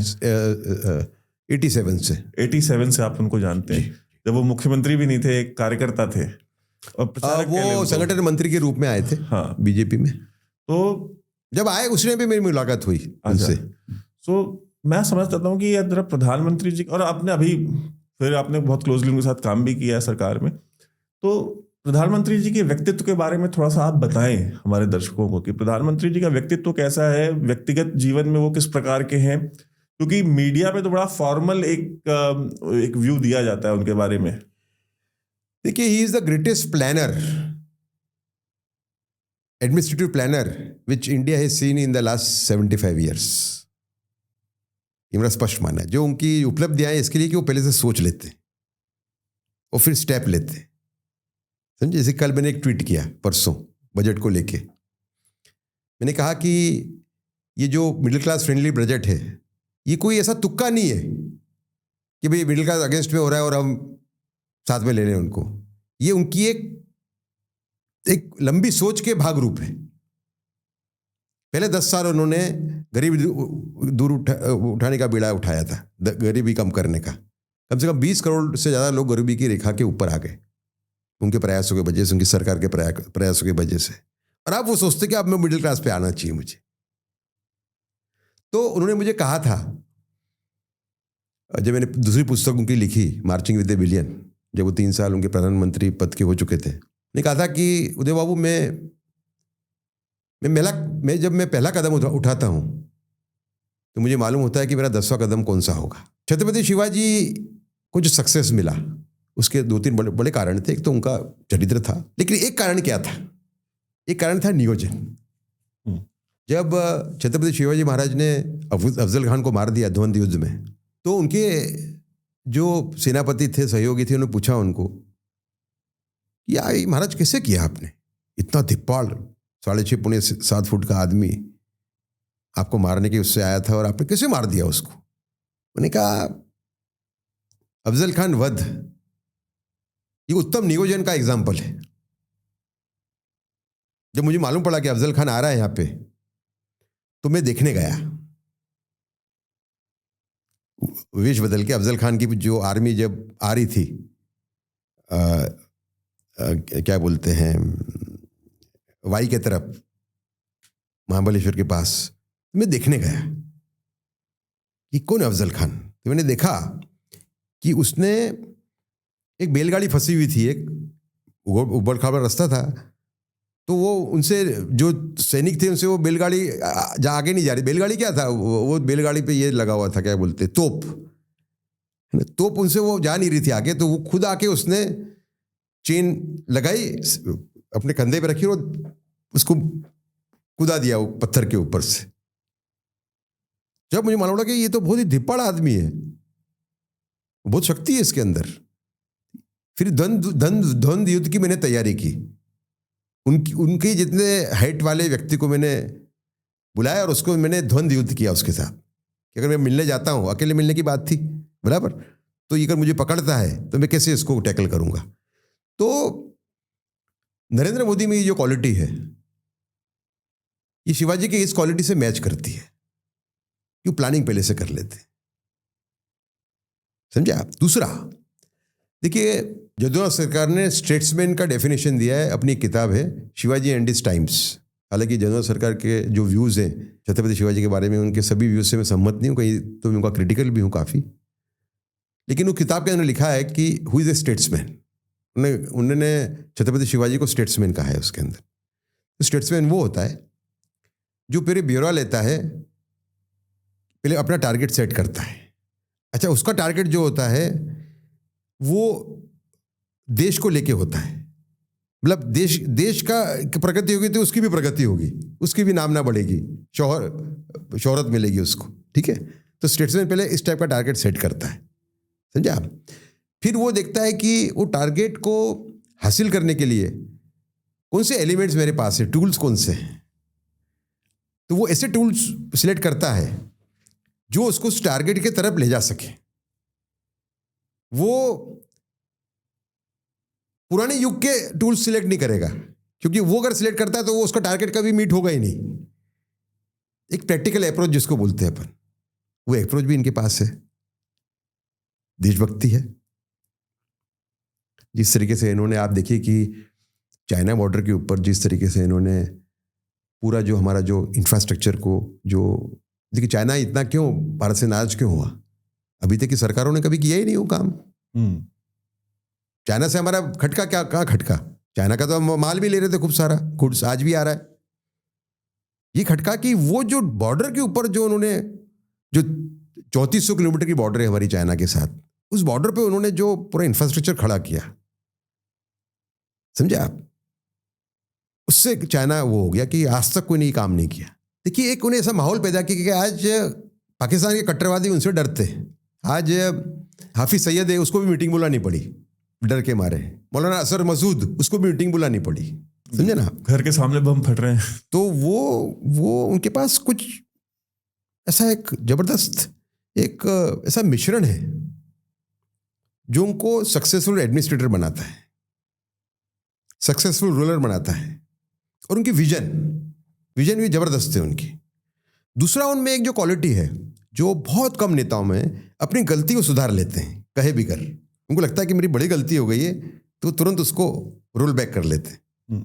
ज़्यादा नहीं कर पाते काम, बहुत कम लोग कर पाते। वो तो अड़ जाते हैं, वो गलत को सही नहीं, वो समझ जाते हैं कि ये छत्रपति शिवाजी वाली कला वो है पूरी, छत्रपति शिवाजी वाला पूरा ये थिंकिंग है, समझे आप।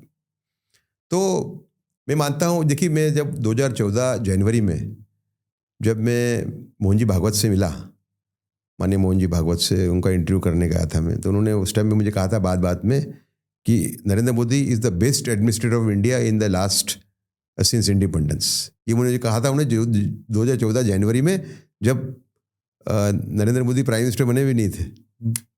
वो तो मई में जाके मैंने कहा उनका मॉडल बहुत पास से देखा हुआ है, बहुत पास से देखा हुआ है। और कई चीज़ें उन्होंने मेरे से अकेलेपन में शेयर भी की हैं।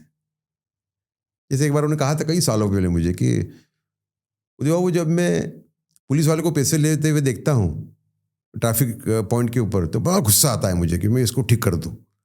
लेकिन मैंने देखा कि ये गुस्से से ठीक नहीं होगा, हमें टेक्नोलॉजी का उपयोग करना पड़ेगा करप्शन को कम करने के लिए, समझे। तो एक जो स्टेप लिया था सरकार ने, अब मैं भूल रहा हूँ, याद करने का प्रयत्न करता हूँ मैं, कि चालान की जो फिगर आती थी ट्रैफिक चालान करके, उसके उन्होंने सर्वे करवाया और पोजीशन वाइज टारगेट ही फिक्स कर दिया। मतलब वो करप्शन ही बंद हो जाए, वो फिक्स ही कर दिया उसको कि भाई तुम्हारे ऐसे इतने महीने का इतना 5 लाख रुपया आना चाहिए, भाई नहीं आया तो फिर तुम्हारे पे इंक्वायरी होगी कि तुम पैसे खा रहे हो। फिर दूसरा मैं आपको बताता हूँ एक किस्सा, कि ये भी उनके एक सोच का एक बहुत बड़ा नमूना है। कई साल के बाद का जिक्र मैं कर रहा हूँ पब्लिक में। आपने देखा ऑफिस में आप जाते हैं तो कई ऐसी टिन टिप्पर पड़े हुए होते हैं, टूटा हुआ टेबल, टूटी हुई अलमारी कहीं पड़ी हुई आपको मिलेगी कहीं, समझा, ऑफिसों के अंदर, सरकारी ऑफिसों में। इन्होंने 2006 में एक टेंडर निकलवाया कि भाई ये सब टिन टिप्पर निकाल देना है हमें। वो टेंडर से कितने पैसे आए मालूम है? 125 करोड़ रुपए। जो टिन टिप्पर पड़ा रहता है, सालों से पड़ा हुआ था, उसके 125 करोड़ रुपए आए। इसको बोलते हैं एडमिनिस्ट्रेटर। स्क्रैप बेच के पैसा कमाया। स्क्रैप बेच। तो आप देखो ना, अभी मेक इन इंडिया के अंदर जिस तरीके से हमारे यहाँ डिफेंस सेक्टर में काम हो रहा है, अभूतपूर्व काम है। आज 60-65% हम लोग खुद बनाते हैं अब हमारे वेपन्स, मामूली बात नहीं है। अब रूस में ही देख लीजिए, रूस से तेल लेकर के यूरोप को बेच रहे हैं। रूस से तेल ले रहे हैं, अपने यहाँ रिफाइन कर रहे हैं और यूरोप को बेच रहे हैं। तो बहुत सोचे उनकी, और ऐसे आदमी मिलते नहीं देश को जल्दी जल्दी। एक छोटा सा सवाल और प्रधानमंत्री जी के संबंध में, कि ऐसी कौन सी चीज है जो आपको लगता है कि उनके बारे में बहुत मिसअंडरस्टूड है? लोग किसी एक चीज को, उनकी जो लोग समझ नहीं पाते हैं या मिसअंडरस्टैंड करते हैं, या मीडिया या जो परसेप्शन उनके बारे में है, वो परसेप्शन गलत है। एक्चुअली वो परसेप्शन वैसी है नहीं। मतलब एक मुसलमान की सोच बिल्कुल गलत है। मैं मानता हूं मुसलमानों को समझना चाहिए कि सब में अच्छे व्यक्ति नरेंद्र मोदी हैं उनके लिए। माइनॉरिटी अफेयर्स मिनिस्ट्री ने जो काम किया है माइनॉरिटीज का, वो काम तो कांग्रेस ने भी कभी नहीं किया, आप समझे। तो नरेंद्र मोदी स्पष्ट मानते हैं, जो मेरी सोच है करीब करीब उनकी एक ही सोच है, और मेरे साथ उन्होंने कई बार अपने विचार शेयर किए हुए हैं मुसलमानों के बारे में। मैं मानता हूं कि उनकी सोच बिल्कुल सही है। जो मैंने कहा ना आपको कि मोस्ट कट्टरवादी से लड़ना पड़ेगा, जो कम है उनको कंट्रोल में रखना पड़ेगा और नहीं उनको साथ में लेना पड़ेगा, यही सोच उनकी है करीब करीब, जो मैं समझता हूँ। तो he is a most misunderstood man bye Muslims. बाकी अगर ये चलेगा दूसरे आए तो मुस्लिम्स को और ज़्यादा सहन करना पड़ेगा। उनकी अंडरस्टैंडिंग अच्छी है, एक उनमें लचक है कैसे इस प्रॉब्लम को टैकल करना। हालांकि मैं स्पष्ट मानता हूं कि देवबंद और इन पे को ज़्यादा सख्ती करनी चाहिए थी मोदी सरकार को। हम आ जाते हैं आपके इस इनिशिएटिव के ऊपर। बहुत जो ज़रूरी इनिशिएटिव था, मेरे हाथ में आप देख सकते हैं कि कुछ रिपोर्ट्स पड़ी हुई हैं, और इन रिपोर्ट्स को मतलब मैं आपको दिखा नहीं सकता हूँ इनके अंदर क्या है। इतनी अश्लीलता जो हमारे घरों में परोसी जा रही है OTT और सोशल मीडिया के माध्यम से। ये ट्विटर के ऊपर एक पूरी रिपोर्ट कंपाइल की है उदय जी ने, और ये सेक्रेटरी को रिपोर्ट दी गई है ministry of electronics and information technology के। और ये दूसरी रिपोर्ट मोटी सी है मेरे हाथ में, ये नेटफ्लिक्स के ऊपर है, और ये भी सेक्रेटरी साहब को दी गई है। इतनी मोटी रिपोर्ट आप देख सकते हैं अटैचमेंट के साथ इसमें सारी अटैचमेंट में जो फोटो है, अरे वो तो इतने भयावह हैं, वो इतने भयानक है। और ये बच्चे आपका देख रहे हैं रोज, ये हमारे बच्चे देख रहे हैं रोज, बिल्कुल। और ये अश्विनी वैष्णव जी को दिया गया है ALT बालाजी, जो कि एकता कपूर की जो एक OTT प्लेटफॉर्म है, उसके अंदर जिस तरीके की घटिया, और मतलब मैं कहूँगा कि मैं आपको अगर दिखा नहीं पा रहा हूँ तो आप सोच लीजिए कि इसमें ऐसी क्या चीज़ होगी जो मैं आपको दिखा नहीं सकता। और वो सारी स्क्रीनशॉट्स के साथ, फोटोग्राफ्स के साथ, उनके लिंक्स के साथ, सारे एविडेंस के साथ दिया गया है कि ये सारी चीज़ें हमारे बच्चों को परोसी जा रही हैं। हमारे बच्चों के हाथ में जो मोबाइल है उसमें एक्सेस है। और एक ये स्टडी जो है आपने ये दिखा सकते हैं, हाँ ये तो हम दिखा सकते हैं।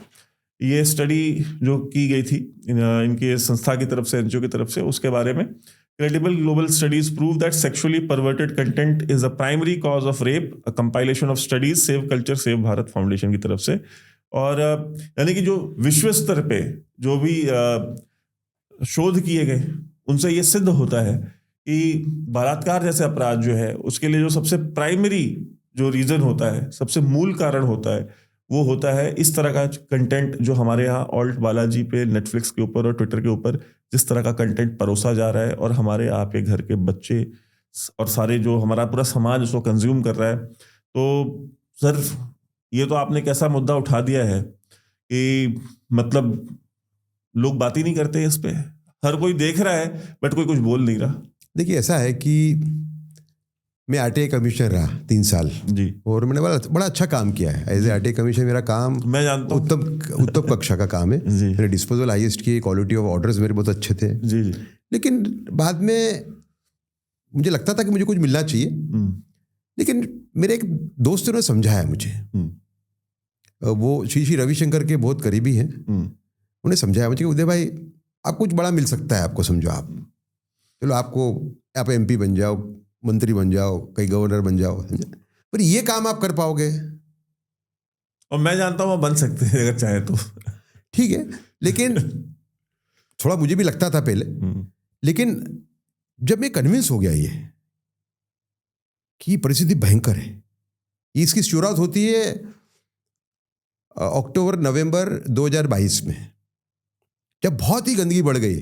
तो मैंने वो दोस्त थे उनको बुलाया घर पे, ये कमिश्नर था, मैं लोधी एस्टेट में रहता था। मैंने कहा भाई परिस्थिति खराब है, मुझे बड़ा डर लग रहा है, क्या होगा अपना। हम बैठे कि कैसे करें।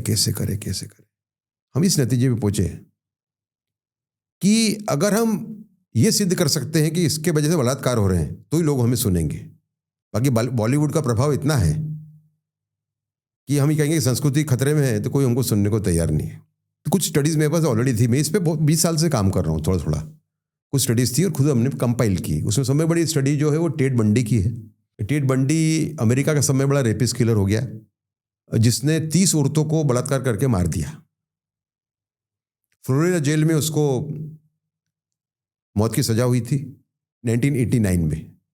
मरने से पहले उसने एक इंटरव्यू दिया था, उसमें उसने कहा कि अच्छे घर में मैं पैदा हुआ, समृद्ध घर में, अच्छी तरह पला पड़ा, लेकिन मुझे पोर्नोग्राफी देखने की आदत पड़ गई और एविडेंस मिटाने के लिए मैं औरतों को मारने लगा। मैं यहाँ पे आया, यहाँ पे भी बलात्कार के आरोपी हैं फ्लोरिडा जेल में।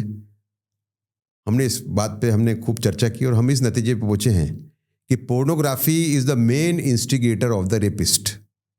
1989 की बात है ये। जिस आदमी ने 30 रेप किए हो, वो 30 औरतों को मार दिया हो, वो कह रहा है, समझा।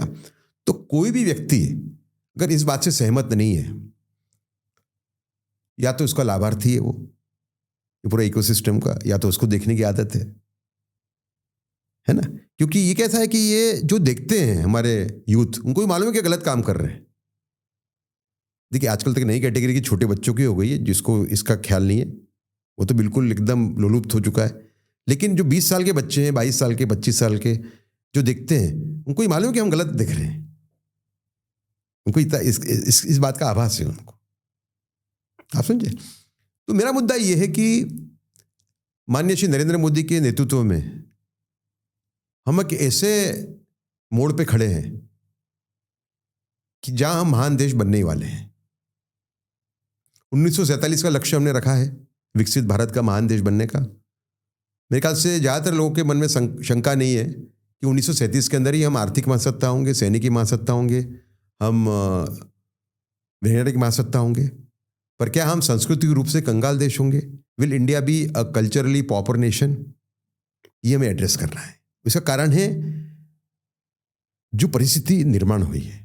देखिए हरियाणा सरकार ने भी एक टैबलेट्स दी थी, ये बात 1.5 साल पहले की, टैबलेट्स दी थी पढ़ने के लिए बच्चों को नेट कनेक्शन के साथ।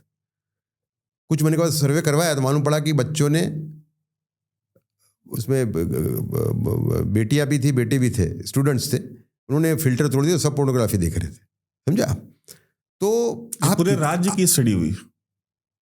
हाँ, सैंपल स्टडी हुई थी। हाँ, सैंपल स्टडी हुई थी हरियाणा के अंदर। ये रिपोर्ट है, ये रिपोर्ट हुआ है, इसका पेपर में रिपोर्ट आई थी।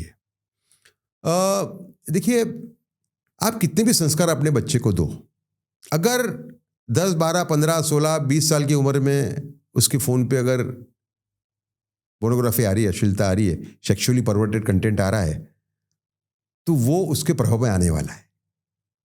अकेला होगा तो आने ही वाला है। बिल्कुल। मतलब ये परिस्थिति अभी है कि आपका बच्चा सुबह या बेटी आपकी सुबह मंदिर भी जा रही है, दोपहर को कोई बड़ा आता है उसके पाँव भी पड़ रही है, और रात को ये भी देख रही है। समझा? परिस्थिति बड़ी भयंकर है।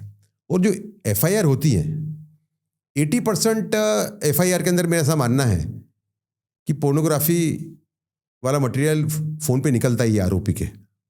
देखिए अभी ये जो कर है, आरजी कर वाला किस्सा, उसके अंदर भी उसके फ़ोन पे निकला, वॉलेंट पोर्नोग्राफी निकली उसके फ़ोन पे। समझा? तो ये एक हकीकत है। इसकी बात लोग इसके लिए नहीं करते कि लोगों को लगता है कि भाई आप क्या करें इसके अंदर, तो भगवान जहाँ ले जाएगा हम ले जाएंगे। ऐसा नहीं होता। आप विवेकानंद को मानते हो, आप महर्षि अरविंद को मानते हो, आप स्वामी प्राणानंद जी को मानते हो, आप दयानंद सरस्वती को मानते हो, तो इन सभी संतों ने भारत के महान देश बनने की परिकल्पना की थी। उससे अलग जाएं हम तो आप सावरकर को मानते हो, गुरु जी को मानते हो, डॉक्टर हेडगेवार को मानते हो। तो इन सभी लोगों ने एक महान देश बनने की परिकल्पना की थी। उसके अंदर का कोई रोड़ा आ रहा है बहुत बड़ा, क्या आपकी जवाबदारी नहीं है इसको हटाने की?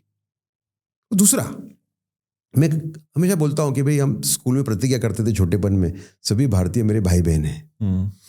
तो अगर हमारे भाई और बहन बिगड़ रहे हैं तो हमें एक संवेदना होनी चाहिए कि हम उनको बचाएं।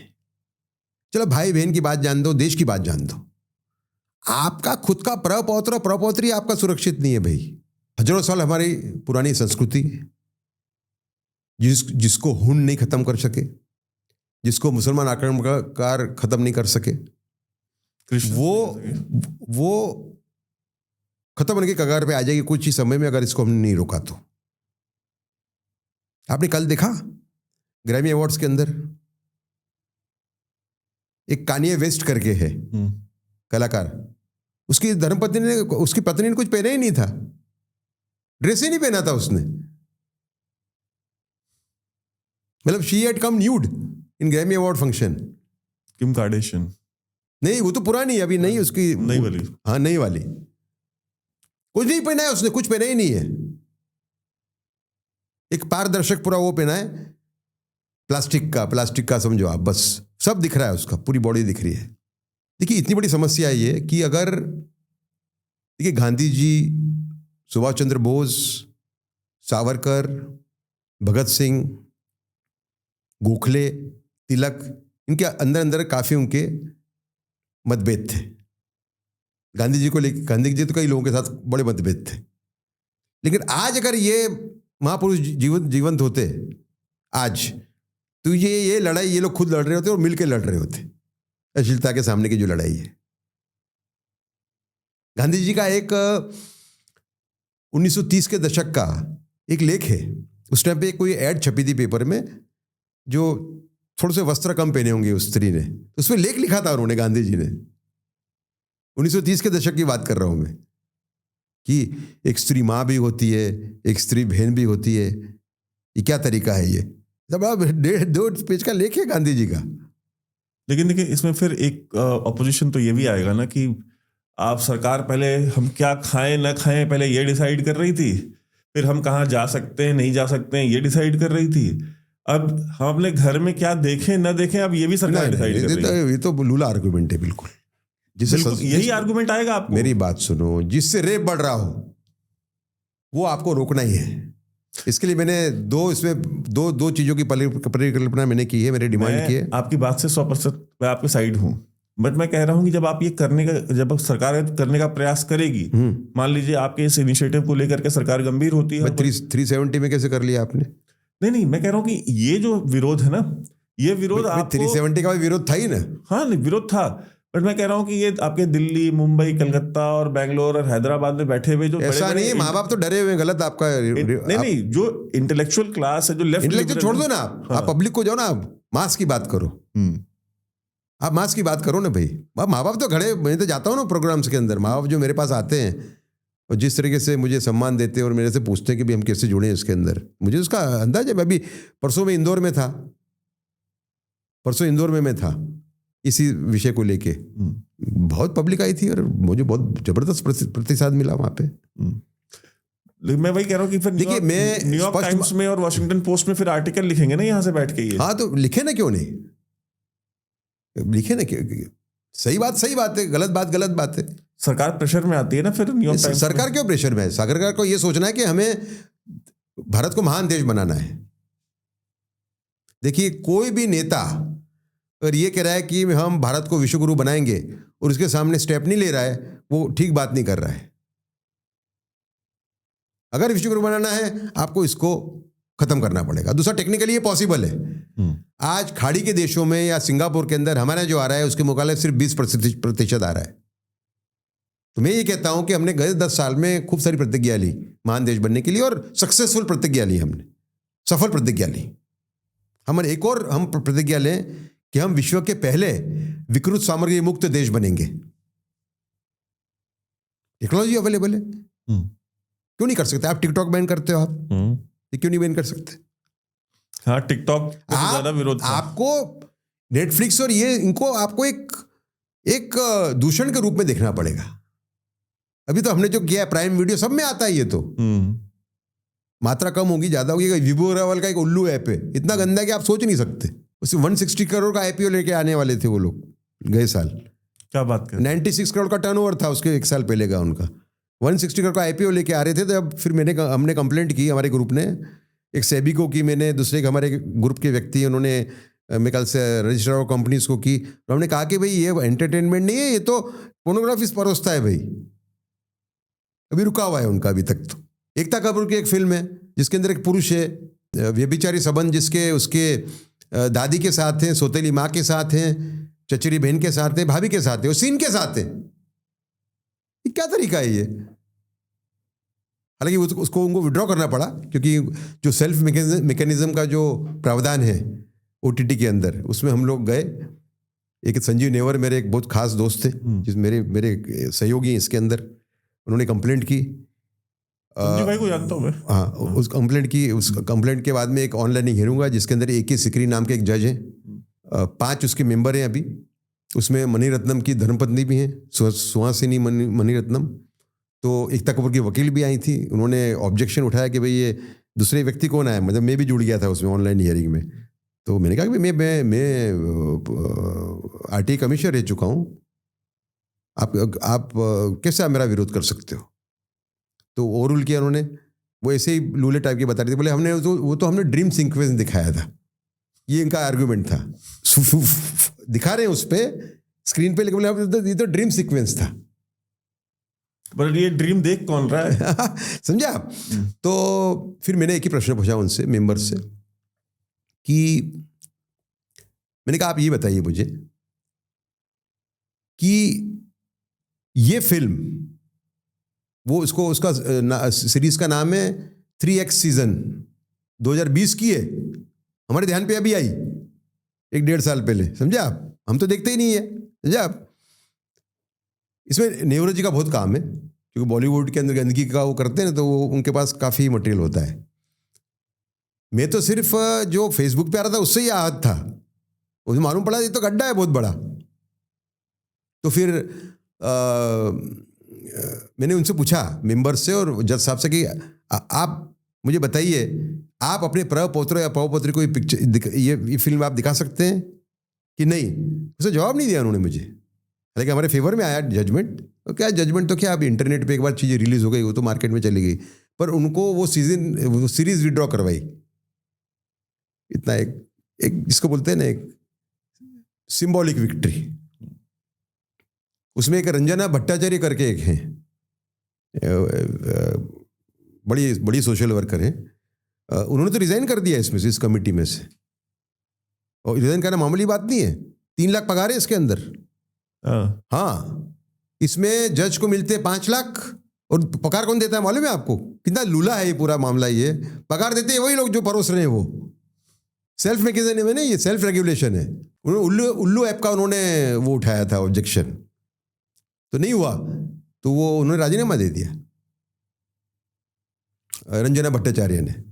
मैं उनकी कदर करता हूं कि स्टैंड लिया उन्होंने इस देश में। अब देखिए, अब फिर ये आर्गुमेंट ये भी है ना कि आईटी टेक्नोलॉजी, जब आईटी रिवॉल्यूशन हो रहा है, वीपीएन जैसे प्लेटफॉर्म अवेलेबल हैं, आप सरकार ऐसी कौन सी इस तरह की, इसी सरकार ने, मौजूदा सरकार ने इन सबको जो है बैन किया हुआ है। मुझे लगता है कि हम एक लिस्ट आई थी 2019-20 में, कुछ 2,500-3 हज़ार पोर्नोग्राफिक वेबसाइट्स को इंडिया में बैन किया गया। होता क्या है कि ये वेबसाइट्स या तो आप वीपीएन के थ्रू एक्सेस कर लेते हैं, जो, और अब तो फ्री वीपीएन आ गए। फिर सरकार ने इन वीपीएन कंपनी से बोला कि भाई आप हमको डेटा शेयर कीजिए, ये डेटा प्राइवेसी या आईडी की सॉवरेंटी, ये कोई चीज़ नहीं होती है, आपको शेयर करना पड़ेगा। नॉर्ड वीपीएन को बोला, नॉर्ड वीपीएन ने मना कर दिया, उन्होंने कहा हम नहीं देते। मेरी बात सुनो, आपने कश्मीर कैसे 370 कैसे हटाया, वो आपको रिजोल्यूशन चाहिए। मैं इसके एक चैलेंज की बात, चैलेंज नहीं, देखो कोई चैलेंज नहीं होता, नेशन फर्स्ट आप हो अगर, तो कोई चैलेंज नहीं है। जो भी चीज देश को नुकसान करे उसको उखाड़ के बाहर फेंक देने का है। बॉलीवुड विरोध करेगा, क्या करेगा बॉलीवुड की तो हालत तो देखो आप, बॉलीवुड की भी हालत देखो ना आप। और ये लोग कर कौन रहे हैं? सब हॉलीवुड वाले ही है। एकता कपूर कौन है? बॉलीवुड का भाग है। सनी लियोन थी पॉर्न एक्ट्रेस, उसको इन्होंने मेन स्ट्रीम में लिया है यहाँ पे। अभी रणवीर कपूर ने एक ऐड की थी सेक्स पिल की, जॉनी सिंस के साथ, हॉलीवुड का पॉर्न स्टार, उसको अंबानी परिवार ने अपने उसमें बुलाया था, उसमें ट्वीट की थी मैंने। तो वहां पर तो आप इसी सरकार के, मेरे ख्याल से आधी कैबिनेट पहुंची हुई थी शादी में। नहीं, वो गई थी, अलग बात है, वो एक अलग बात है। लेकिन मैं अंबानी परिवार की बात कर रहा हूँ। उनको सोचना चाहिए ना, ये तो अंबानी परिवार को सोचना चाहिए ना। जहां पे आप शंकराचार्यों को बुला रहे हैं, जहां पे आप प्रधानमंत्री को बुला रहे हैं, वहां पे आप जॉनी सिंस को बुला रहे हैं। नहीं, जॉनी सिंस नहीं, रणवीर सिंह, सॉरी इसको रणवीर सिंह को, हाँ रणवीर सिंह, और उससे डांस करवा रहे हैं। हाँ नहीं, मैंने तो उसके पहले की थी, जब वो प्री वेडिंग सेलिब्रेशन उस टाइम पे की थी ट्वीट की, सभ्य समाज की जवाबदारी, it is the duty of civilised society not to legitimise porn culture. I would have felt very happy had Mukesh Ambani family not invited Ranveer Singh after this ad with Hollywood porn star Johnny Sins। मैंने इसमें उसका वो नहीं लगाया, अपने tag नहीं किया उसको। जॉनी सिंस तो क्या कपड़े नहीं पहनता। यहाँ पे तो सोशल मीडिया पे आप जाइए, इंस्टाग्राम पे खास तौर पे, आपको 90% मीम्स जो हैं, जो कि हमारी जो जेन जी जिसको हम कहते हैं, वो जो कंज्यूम कर रही है इंस्टाग्राम के ऊपर, छोड़ दीजिए आप ये OTT प्लेटफॉर्म्स, नेटफ्लिक्स और ये वो, इंस्टाग्राम फेसबुक तो एक सेफ स्पेस होनी चाहिए ना। बिल्कुल। ठीक है, इंस्टाग्राम के ऊपर जो हमारी जो यंग जनरेशन है, जो कि टीन एज में है या अर्ली 20s में है, वो जो कंज्यूम कर रहे हैं उसमें इन पॉर्न स्टार्स को इतना ग्लोरीफाई किया जा रहा है। और कौन कर रहा है? हमारे यहाँ के जो पेजेस हमारे यहाँ अंदर से चल रहे हैं, इंडिया के अंदर से चल रहे हैं पेजेस, मिलियंस में जिनके फॉलोअर हैं, वो उनको ग्लोरीफाई करते हैं, उनके ऊपर मीम्स बनाते हैं, रील्स बनाते हैं। और जो एक कंज्यूमर बैठा है, वो चाहे हो सकता है बनारस से किसी छोटे से मोहल्ले में बैठा हो, या वो पटना में बैठा हो, या वो महाराष्ट्र के मान लीजिए कोल्हापुर के किसी गांव में बैठा हुआ है, वो उसको कंज्यूम कर रहा है बैठे बैठे वहां पे। उसके लिए वो रोल मॉडल्स बन रहे हैं, ये पॉर्न स्टार्स उसके लिए रोल मॉडल। मेरी बात सुनो, बहुत भयानक परिस्थिति है। लेकिन देखिए, हमने सिर्फ लड़ने का काम नहीं किया है, हमने इसमें एक जागृति फैलाने के भी काम किया। उसके अंदर में गुजरात के मुख्यमंत्री श्री भूपेंद्र भाई पटेल और माननीय प्रधानमंत्री नरेंद्र भाई का भी मैं इसमें शुक्रगुजार हूँ। एक हमने एक एक्सपेरिमेंट किया था यहाँ पे ग्रेटर नोएडा में। हमने कहा कि देखिए, एक लड़ाई अपनी जगह पे, जागृति फैलाने का भी काम हमें करना चाहिए। मैंने कहा जो लोग संस्कृति को बचाने का प्रयत्न कर रहे हैं इस आंधी के सामने, हमें उनको प्रोत्साहन देना चाहिए। तो हमने एक सांस्कृतिक योद्धा पुरस्कार का हमने एक विचार मन में लाया, और हमने एक बहुत बढ़िया वो बनाया जिसमें शिवाजी महाराणा प्रताप और छत्रपति शिवाजी महाराज के बस्ट दोनों लगे हुए हैं उस पुरस्कार के अंदर। वो हमने 1 लाख रुपए के साथ 8 लोगों को दिया जून 2023 में। जब ये बात मैंने भूपेंद्र भाई से की, उसके अंदर माननीय योगी जी थे चीफ गेस्ट, और सुमित्रा महाजन जी थी। ग्रेटर नोएडा में बहुत अच्छा कार्यक्रम हुआ था। उसके बाद में मैंने जब हमारे भूपेंद्र भाई पटेल जो हैं बहुत ही संवेदनशील, सांस्कृतिक रूप से बहुत ही सुसज्ज ऐसे व्यक्ति हैं, संत जैसे तत्व हैं उनमें, मैं तो कहूँगा। जब उनको मैंने कहा कि हम ये कार्यक्रम किया, हमने बोला ये तो हमें करना चाहिए, आप हमारे साथ जुड़ जाओ, गुजरात लेवल पे अपन करेंगे गुजरात सांस्कृतिक योद्धा पुरस्कार, सिलेक्शन आप करोगे, प्राइज हम देंगे। हमने 2 कार्यक्रम कर लिए, हमने एक अहमदाबाद में किया, एक सूरत में किया। फिर दूसरा हमने सुझाव दिया उनको कि भाई इसमें यूथ एक अफेक्टेड पार्टी है, उसमें जागृति होनी चाहिए। तो हमने उनको सुझाव दिया कि गुजरात सरकार और सेव कल्चर से भारत फाउंडेशन, जो मेरा फाउंडेशन है, दोनों मिलके गुजरात सांस्कृतिक वक्तृत्व स्पर्धा का आयोजन करें। उन्होंने मान लिया। तो गए साल का जो पहली वक्तृत्व स्पर्धा हुई, उसके अंदर 600 कॉलेज और 5,500 विद्यार्थियों ने भाग लिया। उसमें मुसलमान भी थे। और जो जागृति उन्होंने बताई, जो टॉपिक्स थे, हमने 5 टॉपिक दिए थे, उसमें 3 टॉपिक इसके इर्द गिर्द थे, अश्लीलता के इर्द गिर्द, संस्कृति को जो खतरा है उसके इर्द गिर्द। तो बहुत अच्छा रहा। उसमें पहला प्राइज था 1 लाख, दूसरा था 71,000, तो तीसरा था 51,000, और फाइनल में 33 लोग आए थे। जब मैंने देखा कि भाई 33 लोगों में फ़र्क बहुत कम है, प्राइज़ 3 जनों को मिलेंगे, तो मैंने मुख्यमंत्री जी से मैंने दरख्वास्त की कि मैंने कहा हमको इनको कंसोलेशन प्राइज़ देनी चाहिए। और गुजरात सरकार ने 10-10 हज़ार रुपये उनको कंसोलेशन प्राइज़ दिया, 30 जो विद्यार्थी जिनको प्राइज़ नहीं मिला था। ठीक है। इसके बाद में इस साल हम फिर से आयोजन करने जा रहे हैं, सरकार करने जा रही है हमारी सहयोग से। इस बार 2,000 कॉलेज भाग लेंगे और 15,000 से 20,000 ये देश का बहुत बड़ा कार्यक्रम होगा जागृति फैलाने का। और मैं आपको बताऊं कि वो जो मैं जोनल लेवल के कंपटीशन में भी गया था, उसमें 2 जगह पे गया था, बड़ौदा गया था, जूनागढ़ गया था, और फाइनल में था अहमदाबाद में। मैंने देखा कि एक लेवल की जागृति है। सांस्कृतिक परिवार से जो हमारे भाई बहन आ रहे हैं, परिस्थिति मुझे लगा कि इतनी खराब नहीं जितना मैं मान रहा था। गांव से जो बेटा बेटी आई थी, काफ़ी उनमें वो था, जो बोले वो बच्ची बहुत अच्छा बोले। देशभक्ति उसमें से बाहर आ रही थी उनकी।